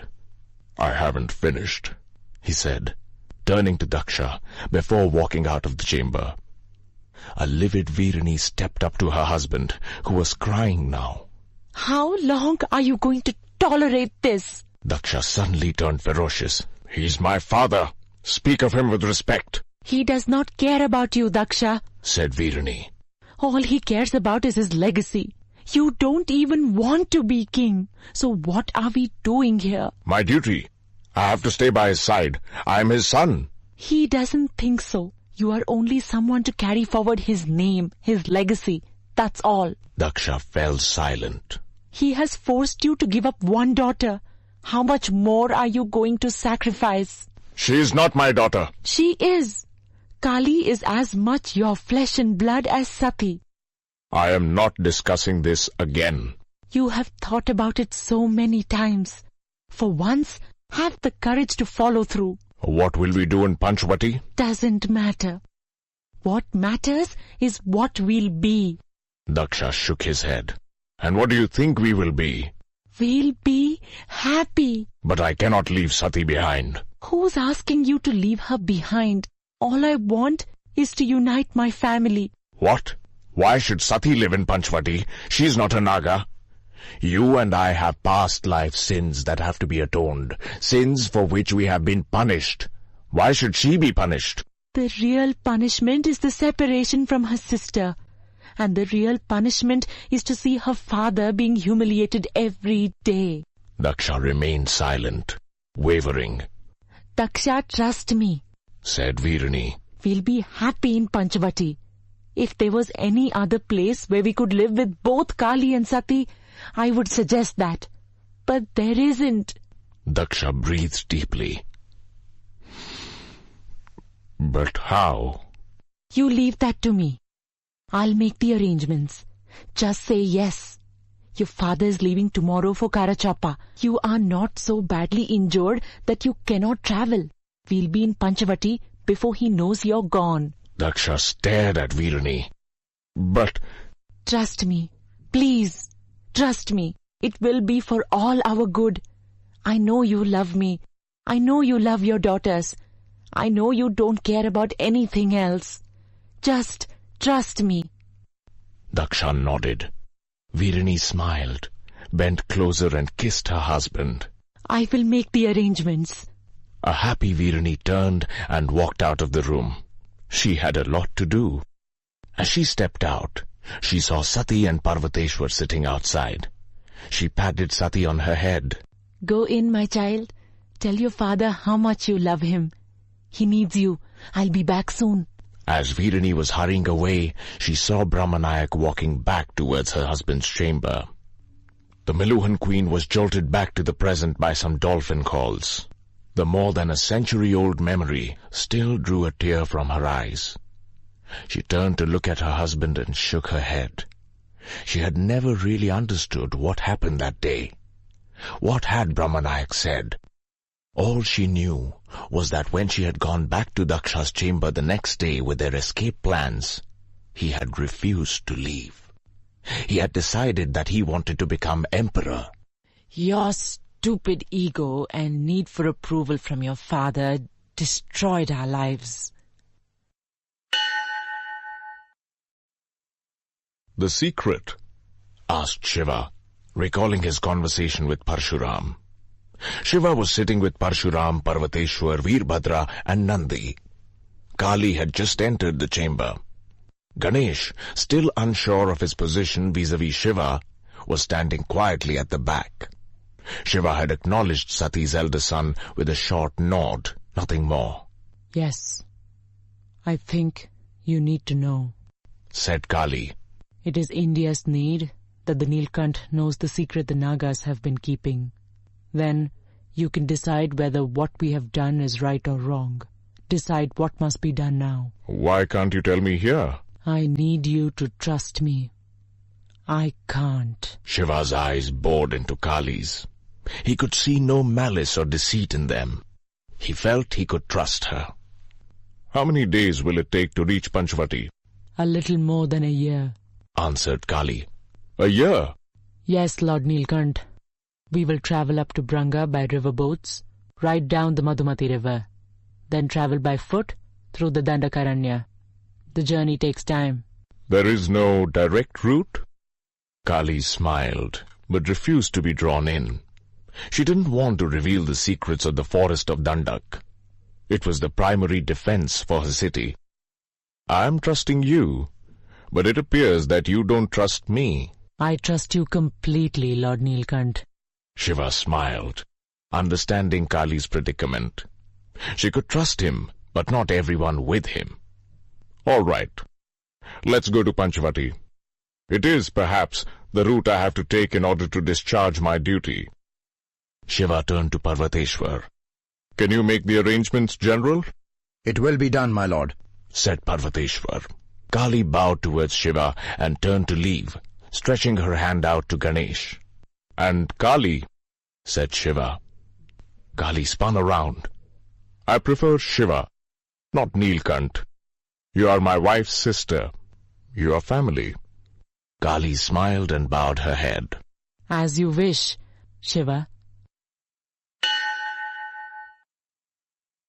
Shiva and Sati were at the Vishwanath temple. They had come to perform a private puja, seeking Lord Rudra's blessings.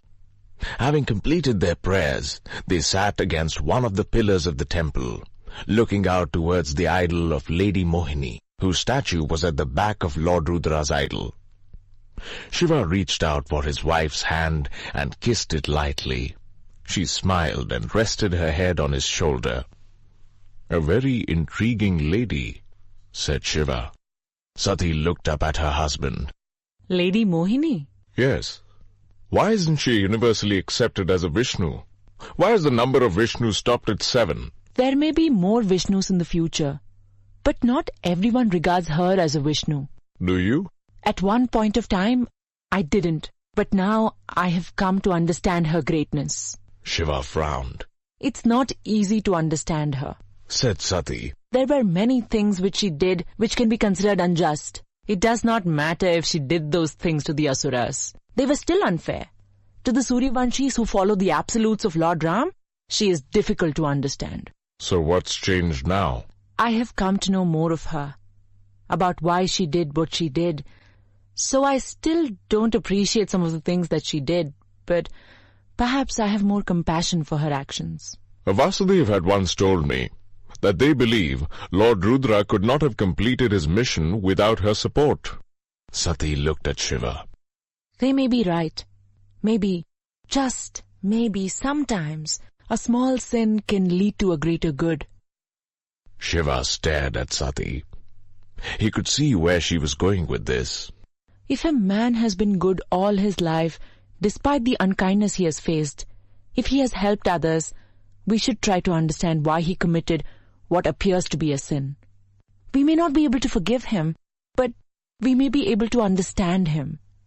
Shiva knew Sati was talking about Ganesh. Do you understand why he did what he did? Sati took a deep breath. No. Shiva turned his gaze towards Lady Mohini's statue. Sati pulled Shiva's face back towards her. Sometimes it's difficult to understand an event without knowing everything that led up to it. Shiva turned his face away. He shut his eyes and breathed deeply. He saved your life. He saved Karthik's life. For that I must love him. He has done so much to make me think that he is a good man. Sati remained silent. But Shiva took a deep breath. But it's not easy for me. Sati, I just can't. Sati sighed. Perhaps going to Panchavati may make everything clear. My lord, what are you saying? How can I? Asked a flabbergasted Dilipa. He was sitting at Maharishi Bhrigu's feet in his private chambers in his palace at Ayodhya. Prime Minister Siamantak had become a past master at keeping Bhrigu's frequent visits to Ayodhya a secret. The Maharishi's medicines were working their magic. Dilipa was looking healthier with every passing day. Are you refusing to help, Your Highness? Bhrigu's voice was menacing, eyes narrowed. No, my lord, of course not. But this is impossible. I will show you the way. But how can I do it all by myself?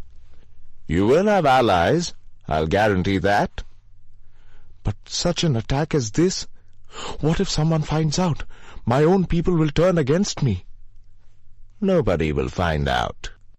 Dilipa looked disturbed. What have I got myself into? Why? Why is this needed, Maharishiji? For the good of India. Dilipa remained silent, worry lines on his face. Bhrigu knew the self-obsessed Dilipa would not particularly care about the larger cause, so he decided to make it very personal. You also need to do this, Your Highness, if you want to prevent disease from eating up your body. Dilipa stared at Bhrigu. The threat was clear and overt. He bowed his head. Tell me how, Maharishiji. Within 2 months of the Naga Queen's request to Shiva, Parvateshwar had made arrangements for travelling to Panchavati. Shiva's entourage had grown considerably since the time he had sailed into the city where the supreme light shines. Accompanying Shiva on the voyage was his entire family, as the Mahadev refused to leave Sati and Karthik behind. Kali and Ganesh obviously had to be there. Veerbhadra and Nandi were fixtures on the Nilkant's retinue, and Veerbhadra had insisted on his wife Kritika accompanying him this time, not just because they missed each other, but also as he knew she would not be able to bear parting company from Karthik for so long. Ayurvati was the obvious choice for the physician on board. Shiva also wanted Bhagirath and Parshuram with him, and Parvateshwar, his general and security head, could not leave without Anandmayi. Parvateshwar had arranged for 2 brigades to travel with them. So 2,000 soldiers, both Chandravanshi and Suryavanshi, travelled in a fleet of 9 ships along with the royal vessel carrying the Nilkant and his close aides. Vishwadyumna, the royal Branga follower of Ganesh, and his platoon were also commissioned into the Chandravanshi brigade. They sailed slowly so they could keep all the ships together. 2 months had passed since they had left Kashi when they neared Vaishali. Remembering his conversation with Gopal, the chief of the Vasudevs, Shiva turned towards Veerbhadra, Nandi and Parshuram. All of them, except Nandi, were smoking pot on the deck, contemplating the river. Apparently Lord Manu had said, "Good and evil are 2 sides of the same coin," said Shiva, breaking the silence of the moment, taking the chillam from Parshuram. Parshuram frowned. I've heard this too, but I could never make sense of it. Shiva took a deep drag of the marijuana, exhaled and passed the chillam to Veerbhadra. "What do you make of it, Bhadra?" "Frankly, a lot of what your Vasudev friends say is mumbo-jumbo." Shiva burst out laughing. So did his friends. I wouldn't quite say that, brave Veerbhadra. A surprised Shiva turned around to find Ganesh behind them. Shiva fell silent, all traces of humor dropping from him. Parshuram immediately bowed his head to Ganesh, but did not say anything out of fear of angering the Nilkant. Veerbhadra, who was growing increasingly fond of the lord of the people and believed him to be a man of integrity, asked, "So what do you make of it, Ganesh?" I would think it's a clue, said Ganesh, smiling at Veerbhadra. "Clue?" asked Shiva, intrigued. Maybe for the Nilkant to understand what he should be searching for? Carry on. Good and evil are 2 sides of the same coin. So the Nilkant has to find one side of a coin, right? Shiva frowned. Is it possible to find one side of a coin? Asked Ganesh. Shiva slapped his forehead. Of course.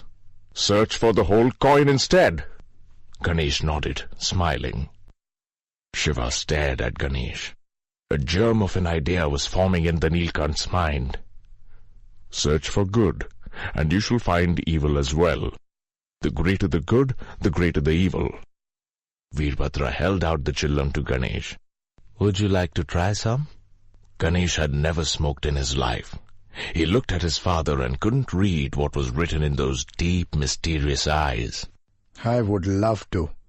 Place it in your mouth like so, said Veerbhadra, demonstrating by cupping his hands, and breathe in deeply. Ganesh did as he was told, collapsing in a severe bout of coughing.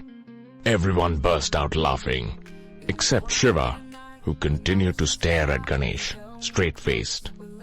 Veerbhadra stretched out to pat Ganesh on his back and took the chillam away from him. Ganesh, you have never been touched by this evil. No, but I'm sure I'll grow to like it, smiled an embarrassed Ganesh, glancing for a moment at Shiva as he reached out for the chillam again. Veerbhadra drew it out of reach. No, Ganesh, you should remain innocent. The fleet was at the gates of Branga. Parvateshwar, Anandmai and Bhagirath had transferred into the lead ship to supervise operations. I've seen it before, I know, said Anandmai, staring at the gates. but I still get amazed at their sheer ingenuity. Parvateshwar smiled and put his arm around Anandmai. And almost immediately, much to Anandmai's annoyance, he turned back to the task at hand. Utanka, the second ship is not high enough. Tell the Brangas to fill more water into the pool. Unnoticed by Parvateshwar, Anandmai raised her eyebrows and shook her head slightly. Then she turned her husband's face and kissed him lightly. Parvateshwar smiled. All right, you lovebirds, said Bhagirath. Keep a lid on it. Anandmai laughed and slapped her brother on his wrist. Parvateshwar smiled and turned towards the gates to supervise the crossing. This crossing will go well, General, said Bhagirath. Relax. We know what the Brangas are doing. There are no surprises here. Parvateshwar turned to Bhagirath with a frown. He was surprised the Ayodhyan prince had used the term general. He could tell his brother-in-law was trying to say something, but was being cautious. Out with it, Bhagirath. What are you trying to say? We know the path here, said Bhagirath. We know what the Brangas are doing. There will be no surprises. But we have no idea what route the Nagas will lead us on. Only the Almighty knows what surprises they may have in store. Is it wise to trust them so blindly? We're not trusting the Nagas, Bhagirath. Interrupted Anandmai. We are trusting the Nilkant. Parvateshwar remained silent. I'm not saying we shouldn't trust the Mahadev, said Bhagirath. How can I? But how much do we know of the Nagas? We are going through the dreaded Dandak forest with the Naga as our guides. Am I the only one concerned here? Listen, said an irritated Anandmai. Lord Nilkant trusts Queen Kali. That means I will trust her. And so will you. Bhagirath shook his head. What do you say, Parvateshwar? The Lord is my Lord. I will walk into a wall of flames if he orders me to, said Parvateshwar as he looked towards the banks, where accumulator machines had just been released, pulling their ship forward with tremendous force. The Meluhan general turned to Bhagirath. But how can I forget that Ganesh killed Brahaspati, the greatest scientist of Maluha, that he destroyed the heart of our empire, Mount Mandar? How can I trust him after all this? Anandmai looked at Parvateshwar and then at her brother, uncomfortably.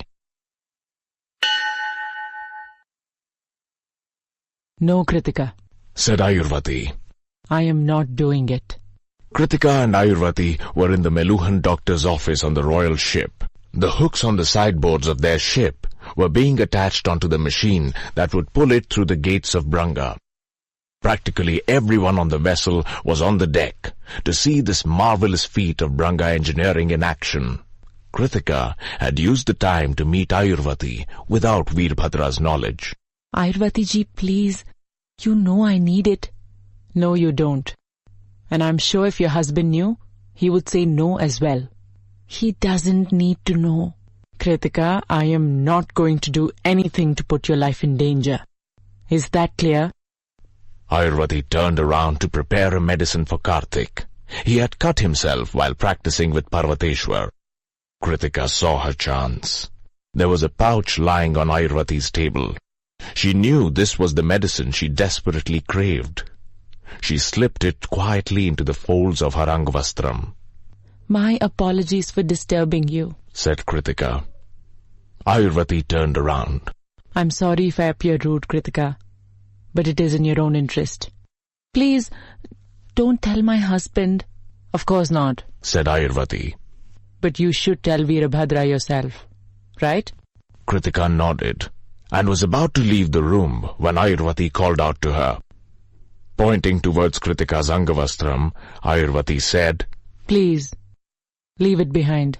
Embarrassed, Kritika slowly slipped her hand into her Angavastram, took the pouch out and left it on the table.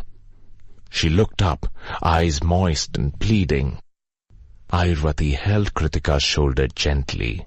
Haven't you learnt anything from the Nilkant? You are a complete woman exactly the way you are.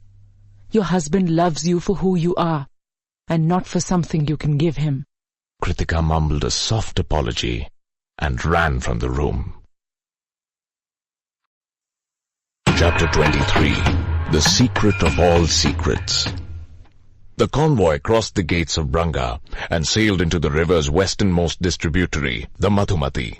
A few weeks later, they passed the spot where Shiva had battled with Parshuram.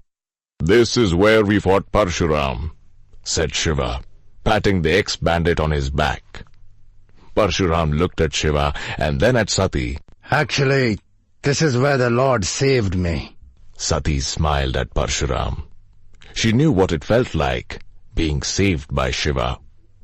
She looked at her husband with love, a man capable of pulling the poison out of the lives of all those around him. And yet, he couldn't pull the poison out of his own memories, still being tortured by his own demons. No matter how hard she tried, she could not get him to forget his past. Perhaps that was his fate. Sati's musings were interrupted by Parshuram. This is where we turn, my lord. Sati looked in the direction the exiled Vasudev pointed. There was nothing there. The river seemed to skirt a large grove of sundari trees and carry on towards the eastern sea. Where? Asked Shiva. See those sundari trees, my lord? Said Parshuram, pointing towards a grove with the hook fixed on his amputated left hand. They lend their name to this area, the Sundarban. Beautiful forest? Asked Sati. Yes, my lady. Said Parshuram. They also hide a beautiful secret.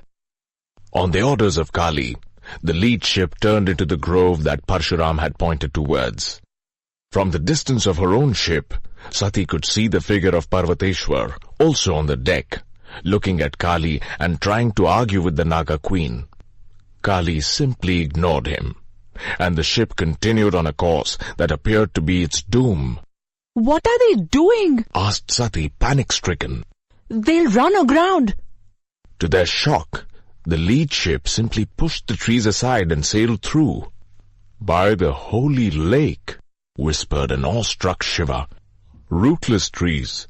Not rootless, my lord. Corrected Parshuram. They have roots, but not fixed ones.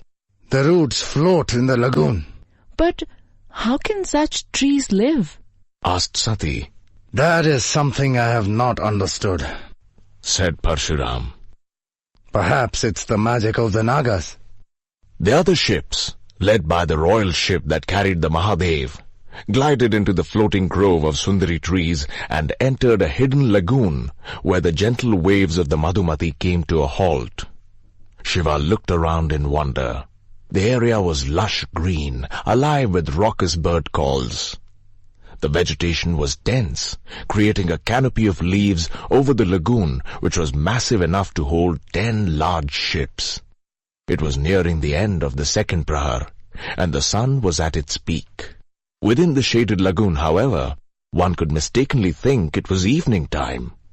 Parshuram looked at Shiva. Very few people know the location of the floating grove. I know of some who have tried to find it and have only run their ships aground.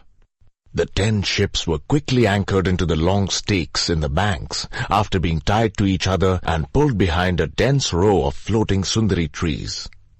The vessels were secure and completely hidden from view. The path now was on foot.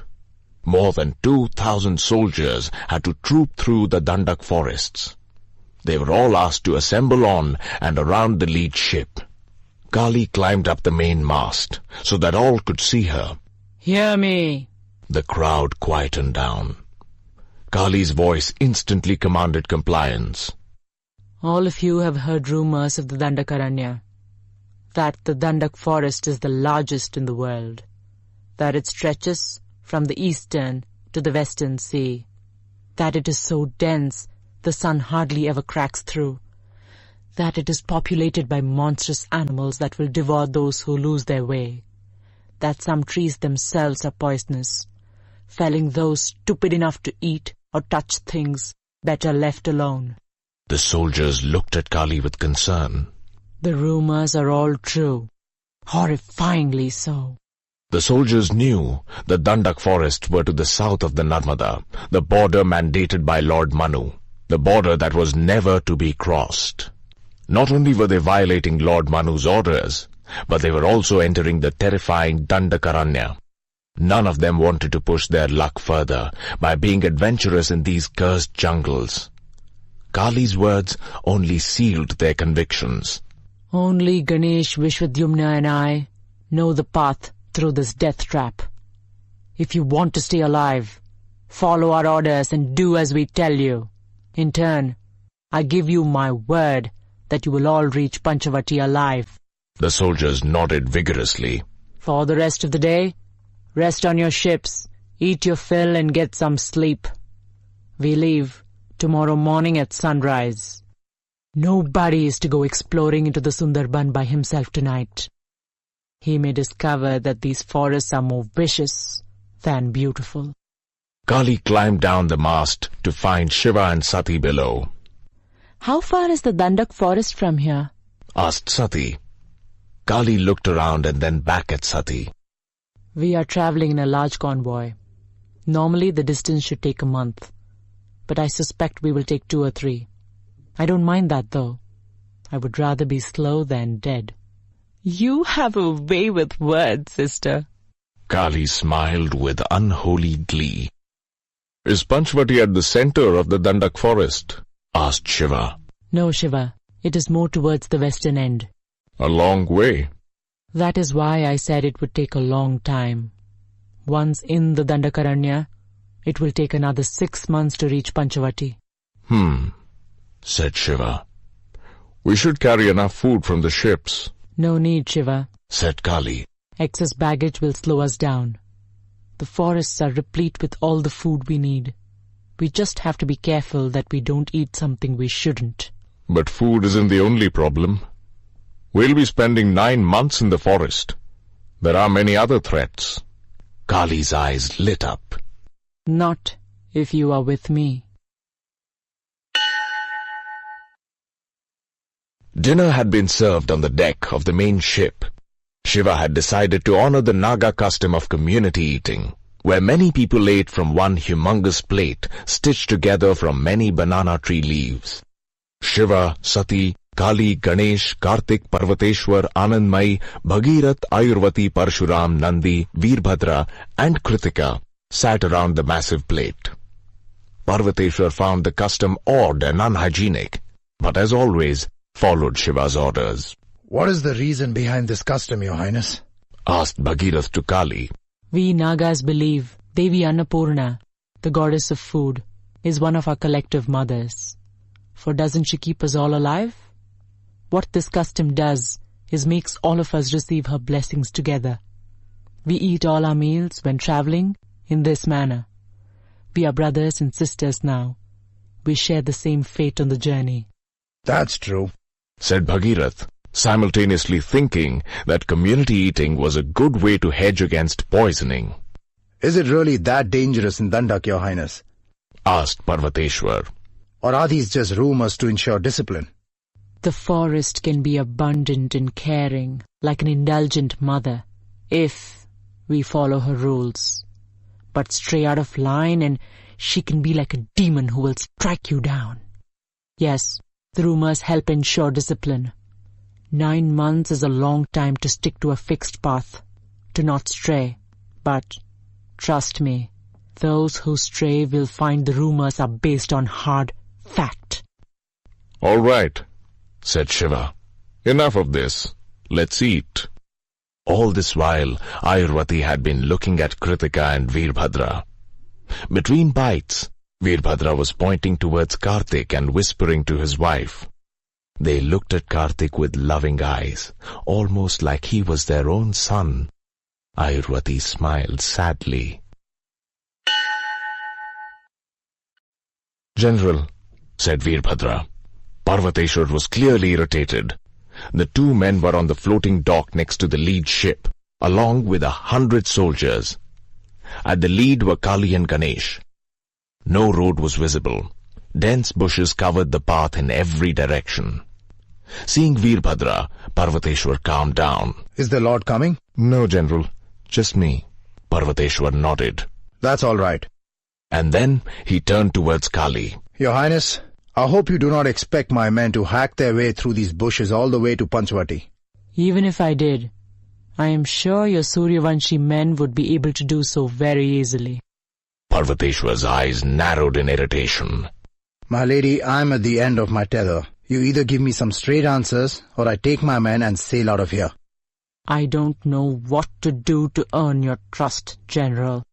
Have I done anything in this journey thus far to hurt your men? Kali pointed in a westerly direction. All I need your men to do now is to hack their way through these bushes for 100 meters in that direction. That's it? That's it. Parvateshwar nodded. The soldiers immediately drew their swords and formed a line.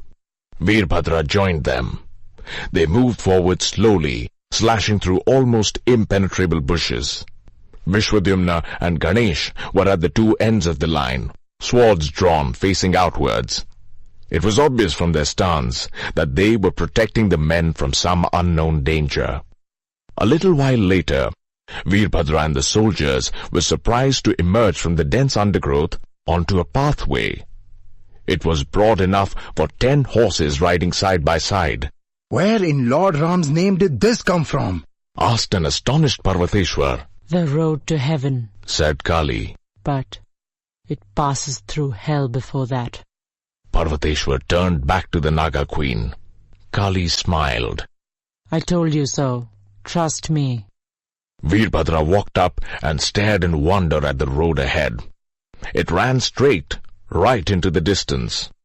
A stony path, it had been leveled reasonably well. Along the sides, running parallel to the trees, were 2 continuous hedges of long, thorny creepers. Are they poisonous? Asked Parvateshwar, pointing at the twin fences. The inside one next to the road is made of Nagavalli creeper. Said Kali. You can even eat the leaves if you like. But the hedge on the outside facing the forest is highly toxic. If you get pricked by its thorns, you will not even have time to say your last prayers. Parvateshwar raised his eyebrows. How did they build all this? Veerbhadra turned towards Kali. Your Highness, is that it? Is this all we have to do? Uncover this road and keep walking, and we find the city of the Nagas. Kali grinned. If only life was that simple. The first prahar was just about ending. The sun glimmered over the horizon. Within a few minutes, it would be shining down in all its glory, spreading light and warmth. In the dense Sundarban, however, the sun was a shadow of its fiery self. Only a few rays courageously penetrated the heavy foliage to light the pathway for Shiva's convoy. A company of men had been stationed at the clearing, made by hacking the bushes up to the Naga road, with express instructions. Kill anything and everything emerging from the forest. The foot soldiers marched through the clearing, entering the Naga road with wonder in their eyes. The last thing they had expected was a comfortable and secure road through the forest. The procession was flanked by mounted riders, bearing torches, lighting the way. Riding a black horse, Vishwadhyumna was at the head, accompanied by Parvateshwar, Bhagirath and Anandmai. The Nilkant's family travelled in the centre, along with Kali, Ayurvati, Kritika and Nandi. Ganesh was at the clearing with Veerbhadra and Parshuram. He would wait till every soldier had passed through. He had a task to do. Do we really need a rearguard, Ganesh? Asked Veerbhadra. It is almost impossible to find the floating Sundari Grove. We are Nagas. Everyone hates us. We can never be too careful. That is the last of the soldiers. What now? Please guard me, Said Ganesh. Ganesh walked into the clearing bearing a bag of seeds. Veerbhadra and Parshuram walked alongside, their weapons drawn, protecting his right and left flank. They had been in the clearing for a few moments, when a wild boar sauntered in. It was the largest boar Veerbhadra had ever seen. The animal stopped at a distance, staring at the humans, shuffling its front hoof, snorting softly. Parshuram turned to Ganesh. The animal was obviously gearing up to charge. The Naga continued to perform the task of scattering seeds onto the ground as he nodded softly. Parshuram lunged and swung hard with his axe, cutting the boar's head off in one clean sweep. Veerbhadra was edging forward to help Parshuram when Ganesh stopped him sharply. You keep your eyes focused on the other side, Veerbhadra. Parshuram is capable of handling this. Parshuram, meanwhile, continued to hack the beast's body. He then pulled the fragmented parts of the boar's corpse onto the road. As Parshuram walked back, he explained to Veerbhadra. That carcass will only attract other carnivores. Ganesh, meanwhile, had finished scattering all the seeds. He turned and walked back to the road, followed by Parshuram and Veerbhadra. As soon as they entered the road, Veerbhadra spoke up.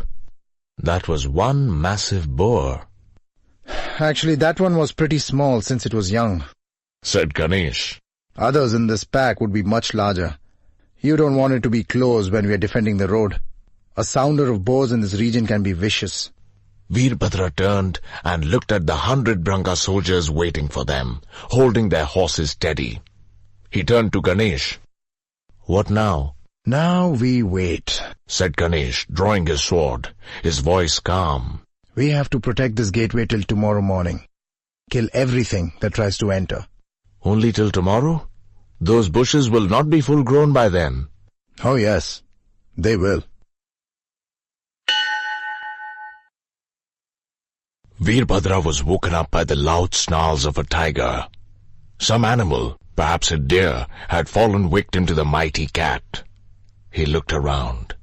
The jungle was waking up. The sun had just risen. 50 soldiers were sleeping in front of him. Beyond them was the Naga road on which Shiva's entourage had left the previous day. Veerbhadra pulled his Angavastram close around himself, breathing hard onto his hands. It was cold. He saw Parshuram next to him, sleeping soundly, snoring, his mouth slightly open. Veerbhadra raised himself on his elbows and turned around. The other 50 soldiers were standing guard, their swords drawn. They had taken over from their fellow soldiers at midnight. "Ganesh?" Out here, Veerbhadra, said Ganesh. Veerbhadra walked forward as the guards parted to reveal the lord of the people. Veerbhadra was stunned. "By the holy lake," said Veerbhadra, "the bushes have grown back completely. It's almost as if they had never been cut." The road is protected completely now. We can ride out. Half a day's hard riding and we will catch up with the rest. Then what are we waiting for? "You should ask him," said Veerbhadra to Kritika. It had been a month of uneventful marching through the Sundarban. Despite the mammoth size of the convoy, they were making good progress. Kritika had slipped back from the center of the convoy to ride with her husband at the rear. She was enjoying her conversations with Ganesh and had grown increasingly fond of the elder son of her mistress. Ganesh, whose horse was keeping pace with Veerbhadra's and Kritika's, turned. Ask me what? Well, said Kritika. Veerbhadra tells me that you weren't too surprised to hear that Emperor Daksha may have killed Lord Chandandhwaj. Parshuram pulled his horse up to fall in line with the others, curious. Did you know? Asked Kritika. Yes. Kritika stared hard at Ganesh's face, trying to glean some traces of hate and anger. There were none. Do you not feel the need for vengeance? A sense of injustice? I feel no need for vengeance or justice, Kritika, said Ganesh. Justice exists for the good of the universe, to maintain balance. It does not exist to ignite hatred in humans. Furthermore, I do not have the power to administer justice to the Emperor of Maluha. The universe does. It will deliver justice when it is appropriate, in this life or in the next. Parshuram interjected. But wouldn't vengeance make you feel better? You got your vengeance, didn't you? Asked Ganesh to Parshuram. Did you really feel better? Parshuram took a deep breath. He didn't. So you don't want anything to be done to Daksha? Asked Veerbhadra. Ganesh narrowed his eyes. I simply don't care. Veerbhadra smiled. Parshuram frowned at Veerbhadra's reaction. What? Asked Parshuram. Nothing much, said Veerbhadra. Just that I finally understood something Shiva had once told me, that the opposite of love is not hate. Hate is just love gone bad. The actual opposite of love is apathy, when you don't care a damn as to what happens to the other person. The food is delicious, said Shiva, smiling. It had been 2 months since Shiva's men had marched out of the floating Sundari Grove. They had just entered the dreaded Dandak forests. The road had ended in a giant clearing, capable of accommodating many more than Shiva's band of traveling men. As was the Naga custom, groups of people were eating their dinner together on giant plates. Kali smiled. The forest has everything that we need. Sati patted Ganesh on the back. He rode separately from the rest of the family, so Sati enjoyed the common dinners where she got to talk to her elder son. Is the food all right? perfect, Ma. smiled Ganesh. Ganesh turned to Karthik and slipped a mango to his younger brother. Karthik, who rarely smiled these days, looked at his elder brother with affection. "Thank you, Dada." Bhagirath looked up at Kali. He couldn't contain himself any longer. Your Highness, why are there 5 roads leading out of this clearing? I was wondering how you had kept yourself from asking that question till now. Everyone turned to Kali. Simple. 4 of those paths lead you deeper and deeper into the Dandak, to your doom. Which path is the right one? Asked Bhagirath. I will tell you tomorrow morning, when we leave. How many such clearings are there, Kali? Asked Shiva. Kali's lips drew in a broad smile. There are 5 such clearings on the way to Panchavati, Shiva. Lord Ram be merciful, said Parvateshwar. That means there is only a 1 in 3,000 chance of marching down the right path to Panchavati. Yes. Smiled Kali. Anandmai was grinning. Well, we better hope you don't forget the right path, Your Highness. Kali smiled. Trust me, I won't.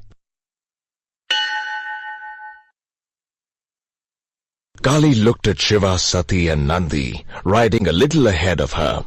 Shiva had just said something which made Sati and Nandi crack up in laughter. Then the Nilkant turned to Nandi and winked. Kali turned to Ayurvati. He has the gift.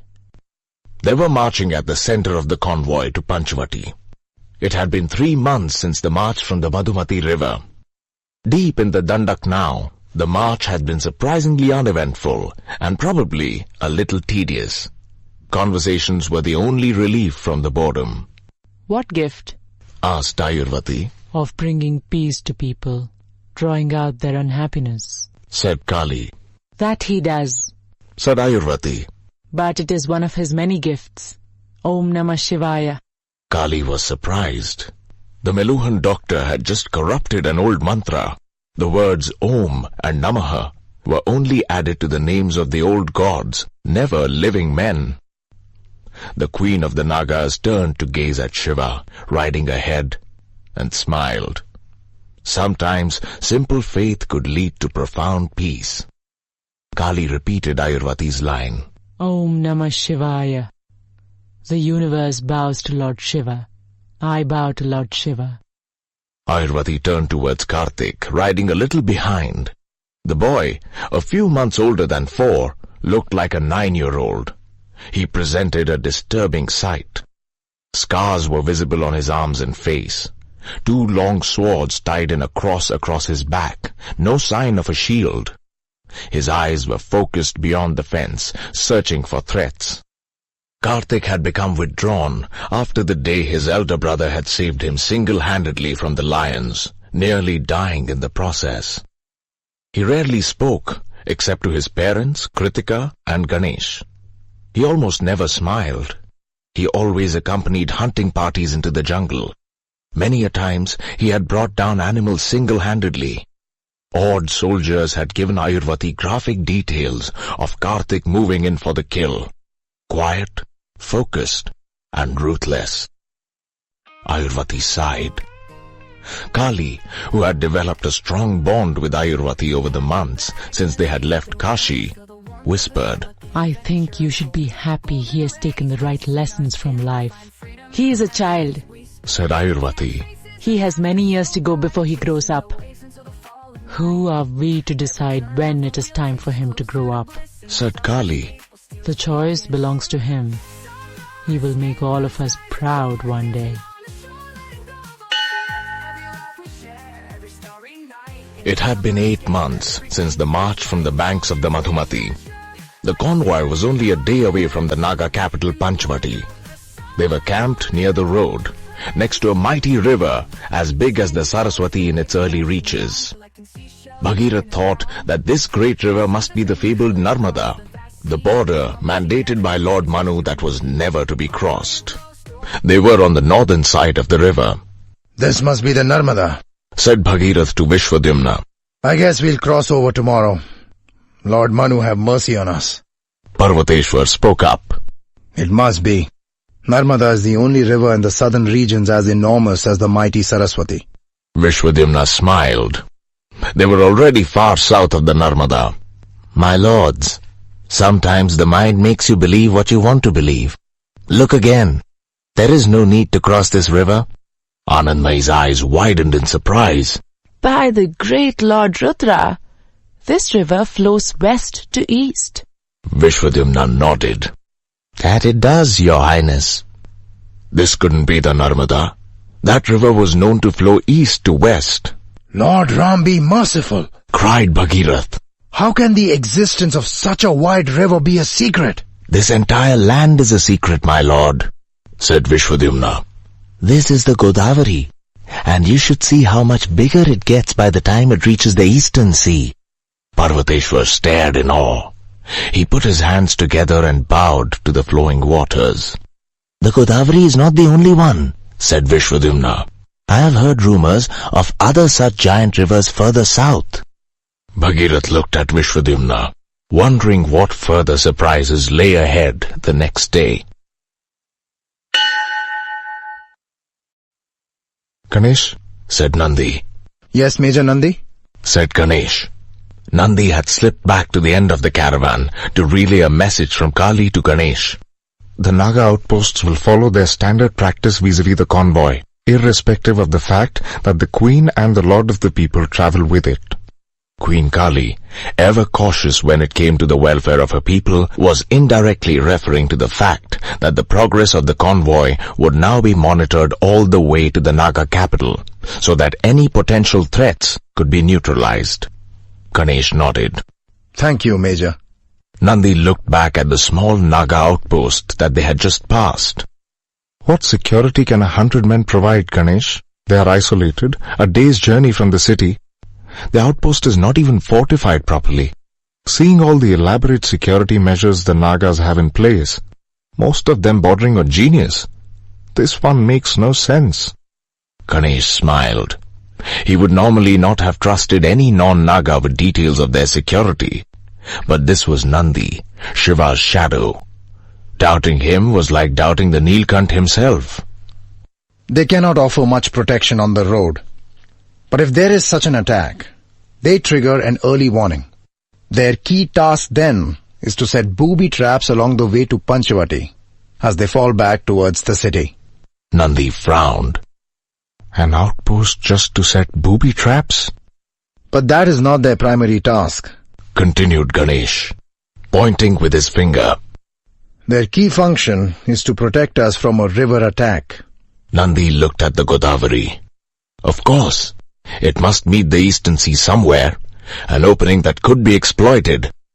The Nagas truly thought of everything. The faint light of the full moon, breaking through the dense foliage intermittently, had lulled the creatures of the Dandak into a false sense of security.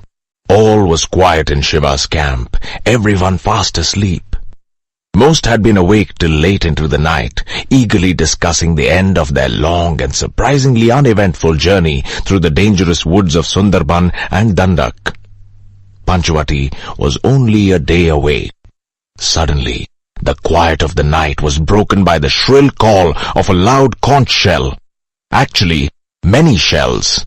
Kali, at the center of the huge encampment, was up immediately, as were Shiva, Sati and Karthik. "What the hell is that?"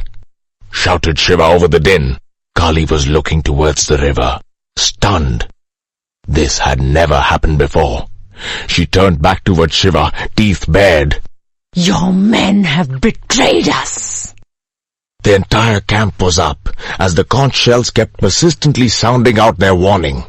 Ganesh, closest to the blaring conches at the camp and nearest to the river, was making a beeline for it, Nandi, Veerbhadra and Parshuram in tow.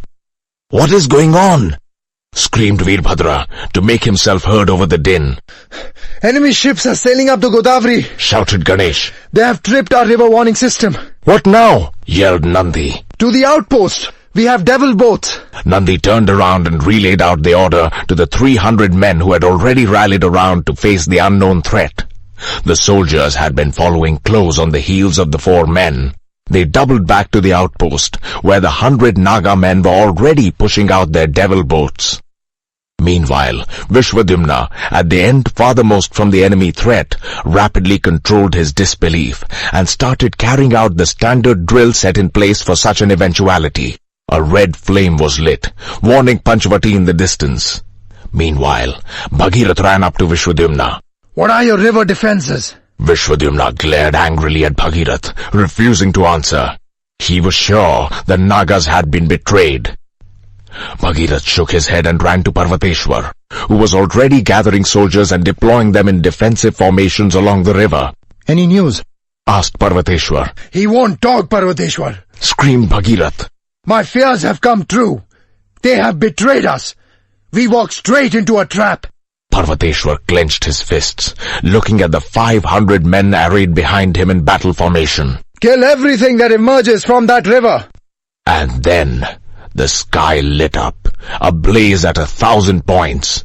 Bhagirath looked up. Lord Ram, be merciful. A shower of fiery arrows flew high. They had obviously been fired from a distance, from the battleships racing up the Godavari. Shields up! Screamed Parvateshwar. At the center, Shiva and Kali had issued similar orders. Soldiers ducked under their shields, waiting for the onslaught of flaming arrows to stop. But scores of arrows had already found their targets, setting clothes on fire and piercing through many bodies, injuring large numbers and killing some unfortunate ones.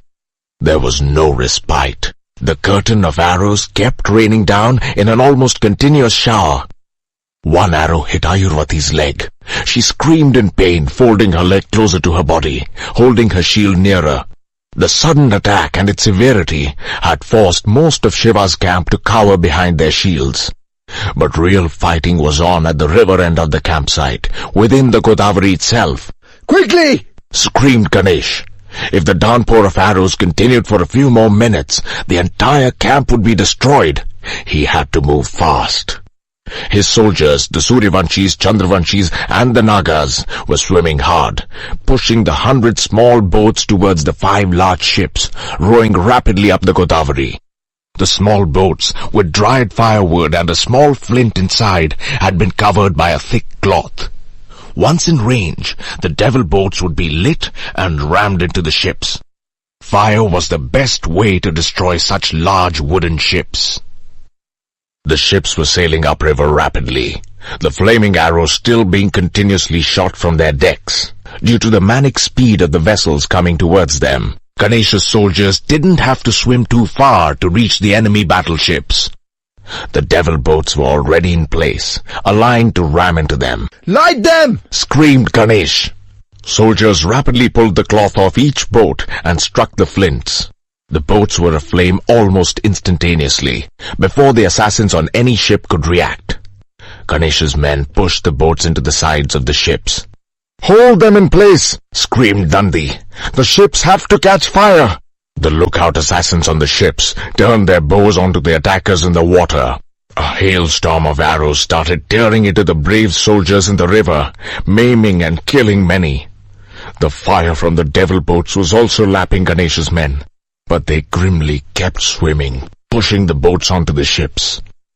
All 5 ships were aflame within moments, but the loss of life till they had caught fire made it seem like an eternity. Back to the shore! Screamed Ganesh. He knew he had to form his line on the Godavari's banks now.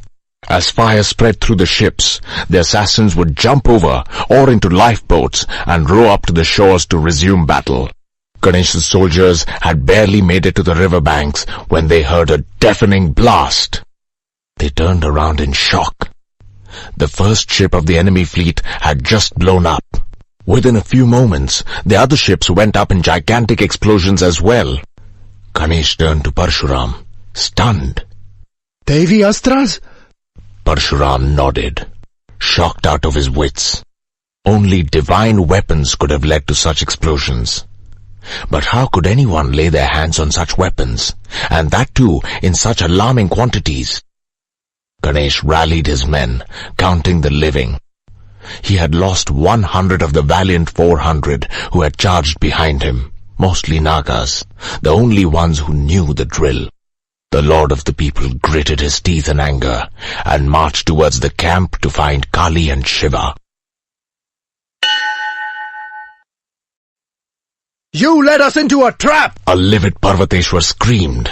He had lost 20 men in the hail of arrows. The number of dead in the camp center was significantly higher. Close to 50 soldiers had been killed. The highest casualties were, of course, at the end closest to the enemy warships. 300 soldiers had died there, including the 100 that were killed while attacking the enemy ships. Ayurvati, with a broken shaft buried in her thigh, was rushing around with her medics, trying to save as many as she could. Nonsense! Yelled Kali. You betrayed us. Nobody has ever attacked us from the Godavari. Ever! Quiet! Shouted Shiva. He turned to Veerbhadra, Parshuram, Nandi and Ganesh, who had just arrived. What were those explosions, Parshuram? Daivi Astras, my lord, Said Parshuram. The 5 enemy ships were carrying them. The fires triggered the explosions. Shiva breathed deeply, staring into the distance. My lord, Said Bhagirath. turn back now. More traps await us on the way and at Panchavati. There are only 2 Nagas here. Think of what a 50,000 could do. Kali exploded. This is your doing. Panchavati has never been attacked. You led your cohorts here. It was lucky that Ganesh led a fight back and decimated your troops. Otherwise, we all would have been slaughtered. Sati touched Kali lightly. She wanted to point out that even Suryavanshi and Chandravanshi men fighting alongside Ganesh had been killed. Enough! Shouted Shiva. Don't any of you get what really happened? The Nilkant turned towards Nandi and Kartik. Take 100 men and go downriver. See if there are any survivors from the enemy ships. I want to know who they were. Nandi and Kartik left immediately. Shiva looked at the people around him, seething. We were all betrayed. Whosoever was firing those arrows was not picking and choosing targets. They wanted us all dead. But how did they come up the Godavari? Asked Kali. Shiva glared at her. How the hell should I know? Most people here didn't even know this river wasn't the Narmada. It has to be the Nagas, my lord. Said Bhagirath. They cannot be trusted. Sure, said Shiva sarcastically. The Nagas sprung this trap to kill their own queen. And then Ganesh led a counter-attack on his own people and blew them up with Devyastras. If he had Devyastras and wanted us dead, why didn't he just use the weapons on us? Pin dropped silence. I think the Astras were meant to destroy Panchavati. They planned to slaughter us easily from their ships and then sail up to the Naga capital and destroy it as well. What they didn't bet on was the Naga wariness and extensive security measures, including the devil boats. That saved us. What the Nilkant was saying made sense. Ganesh thanked Bhumi Devi silently that the Naga Rajya Sabha had agreed to his proposal of arming the banks of the Godavari outpost with devil boats for any such eventuality. Someone wants us all dead, said Shiva. Someone powerful enough to get such a large arsenal of Devyastras. Someone who knows about the existence of such a huge river in the south and has the ability to identify its sea route. Someone resourceful enough to get a fleet of ships with enough soldiers to attack us. Who is that person? That is the question. The sun was rising slowly over the horizon, spreading light and warmth over the tired camp. A relief party from Panchavati had just arrived with food and medical supplies. Ayurvati had finally relented and was resting in a medical tent after having been assured that most of the injured were taken care of. The death toll had not risen further as the night had progressed. Even those with nearly fatal injuries had been saved. Kartik and Nandi trooped into the camp after the night-long search along the river and went straight up to Shiva. Kartik spoke first. There are no survivors, Baba. My lord, we checked both the river banks. Nandi added. Went through all the wreckage. Even rode 5 kilometers downriver. in case some survivors had been washed off, but we found no one alive. Shiva cursed silently. He suspected who the attackers were, but wasn't certain. He called Parvateshwar and Bhagirat. Both of you recognize the ships in your respective countries. I want you to study the wrecks properly. I want to know if any of those ships were Meluhan or Swadweepan. My lord, Cried Parvateshwar. it cannot be.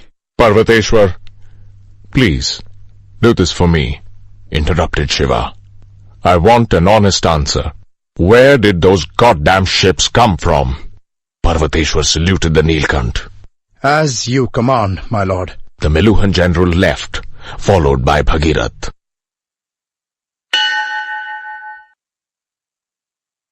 You think it's a coincidence that this attack happened just one day before you were to discover the secret? Shiva and Sati were sitting in a semi-secluded area along the river near the camp. It was the last hour of the first prahar. The cremation ceremonies had been completed. Though the injured were in no state to travel, the general consensus was that reaching the safety of Panchavati was imperative. The Naga city offered better protection than an indefensible forest road. The Nagas had arranged carts to carry the injured in the convoy to their capital and were scheduled to leave within the hour. I can't see, said Shiva. Sati remained quiet, looking into the distance. You think that your father could be... Sati sighed. After all that I have learnt of him recently, I would not put it past him. Shiva reached out and held Sati. But I don't think he can order an attack of this magnitude by himself, Continued Sati. He doesn't have the capability. Who is the master puppeteer? And why is he doing this? Shiva nodded. That is the mystery. But first, I need to know this big secret. I have a feeling the answers could be deeply connected with all that is going on in Meluha, Swadweep and Panchavati. The sun was high when the entourage, bloodied and tired, marched up the riverbanks of the Godavari to the Naga capital, Panchavati, the land of the 5 banyan trees. These weren't just any odd 5 banyans. Their legend had begun more than 1,000 years ago. These were the trees under which the 7th Vishnu, Ram, accompanied by his wife Sita and brother Lakshman, had rested during their exile from Ayodhya. They had set up house close to these trees. This was also the unfortunate place from where the demon king Ravan had kidnapped Sita, triggering a war with Ram. That war destroyed Ravan's glittering and obscenely rich kingdom of Lanka. Panchavati was situated on the northeastern banks of the Godavari. The river flowed down from the mountains of the western Ghats towards the eastern sea. To the west of Panchavati, the river took a strange 90-degree turn to the south, flowed straight down for a little less than a kilometer, and then turned east once again to continue its journey to the sea. This turn of the Godavari allowed the Nagas to build grand canals and use this cleared part of the Dandak to meet the agricultural needs of their citizens. To the surprise of the Suryavanshis, Panchavati was built on a raised platform, much like the cities of Meluha. Strong walls of cut stone rose high, with turrets at regular intervals to defend against invaders. The area around the walls, extending a long distance, was used by Nagas for agricultural purposes. There was also a comfortable colony of guest houses, set up for regular Branga visitors. A second wall surrounded these lands. Beyond the second wall, land was again cleared far and wide, to give a clear line of sight of approaching enemies.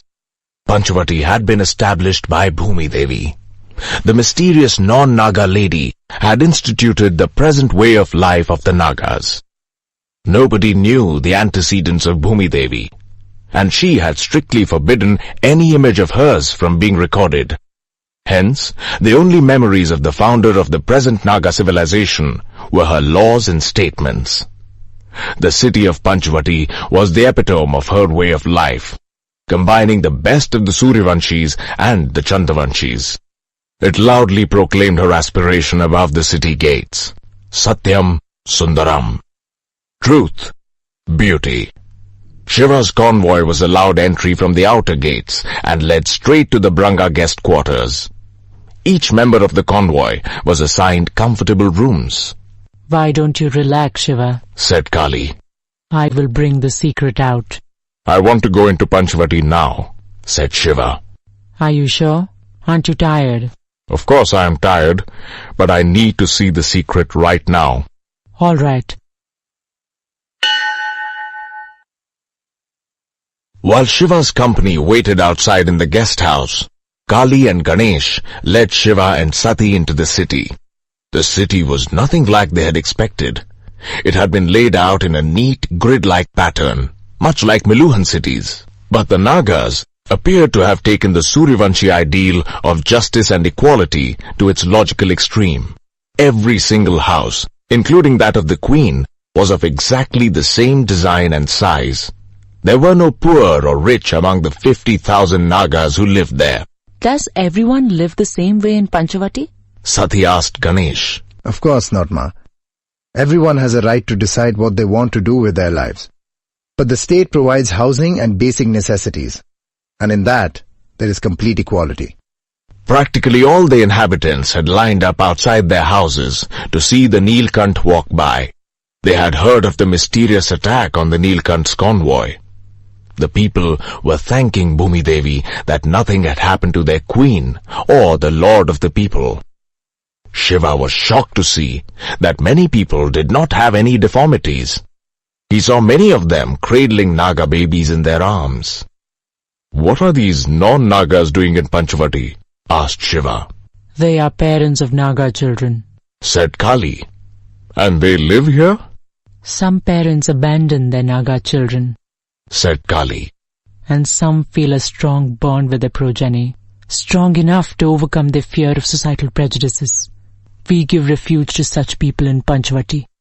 Who takes care of Naga babies whose parents abandon them? Asked Sati. Childless Nagas. Said Kali. Nagas cannot have natural children, so they readily adopt the abandoned children from Meluhan Swadweep and bring them up as their own, with the love and attention that is the birthright of every child. They walked in silence to the city center. It was here, around the 5 legendary banyan trees, that all the communal buildings were situated. These edifices, to be used by all the residents of Panchavati, had been built in the grand style of Swadweepan buildings. There was a school, a temple dedicated to Lord Rudra and Lady Mohini, a public bath, and a stadium for performances where the 50,000 citizens met regularly.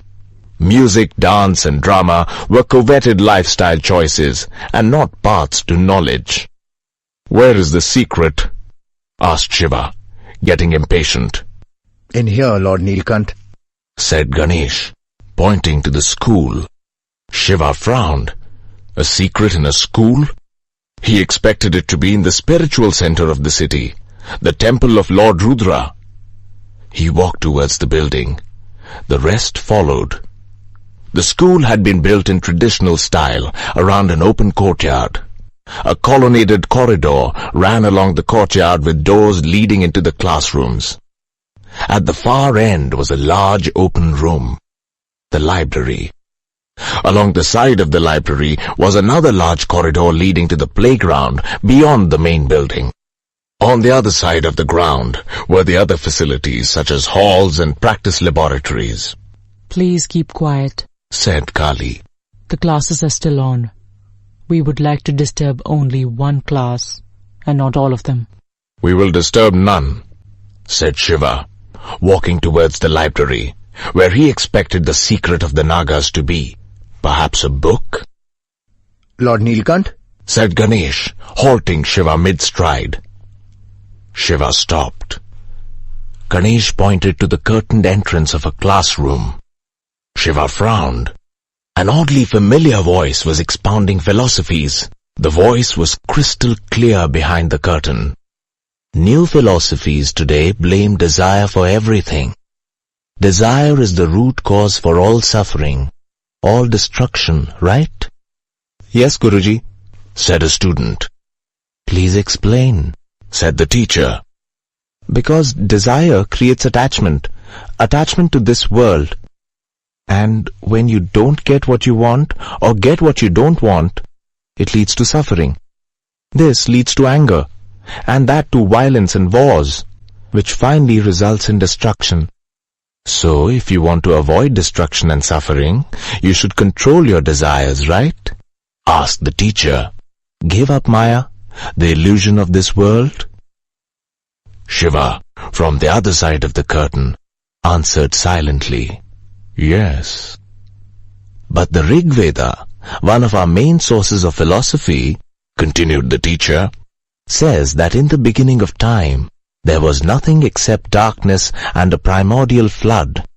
Then out of this darkness, desire was born. Desire was the primal seed, the germ of creation. And from here, we all know that the Prajapati, the Lord of the creatures, created the universe and everything in it. So, in a sense, desire is the root of creation as well. Shiva was mesmerized by the voice on the other side of the curtain. Good point. How can desire be the source of creation as well as destruction? The students were quiet, stumped for answers. Think about this in another way. Is it possible to destroy anything that has not been created? No, Guruji. On the other hand, is it safe to assume that anything that has been created has to be destroyed at some point in time? Yes, answered a student. That is the purpose of desire. It is for creation and destruction. It is the beginning and the end of a journey. Without desire, there is nothing. Shiva smiled. There must be a Vasudev Pandit in that room. The Nilkant turned to Kali. Let's go to the library. I want to read the secret. I will meet Panditji later. Kali held Shiva. The secret is not a thing. It is a man. Shiva was taken aback, his eyes wide with surprise. Ganesh pointed at the curtained entrance to the classroom. And he waits for you in there. Shiva stared at Ganesh, immobilized. The Lord of the people gently drew the curtain aside. Guruji, please forgive the interruption. Lord Nilkant is here. Then Ganesh stepped aside. Shiva entered, and was immediately stunned by what he saw. What the hell? He turned to Ganesh, bewildered. The Lord of the people smiled softly. The Nilkant turned back to the teacher. I have been waiting for you, my friend, said the teacher. He was smiling, his eyes moist. I told you I would go anywhere for you, even to Patal Lok if it would help you. Shiva had rerun this line in his mind again and again, never fully understanding the reference to the land of the demons. Now, it all clicked into place. The beard had been shaved off, replaced by a pencil-thin moustache. The broad shoulders and barrel chest, earlier hidden behind a slight layer of fat, had been honed through regular exercise. The Janeu, the string signifying Brahmin antecedents, traced a path over newly developed rippling muscles. The head remained shaved, but the tuft of hair at the back of his head appeared longer and better oiled. The deep-set eyes had the same serenity that had drawn Shiva to him earlier. It was his long-lost friend, his comrade in arms, his brother. Brihaspati,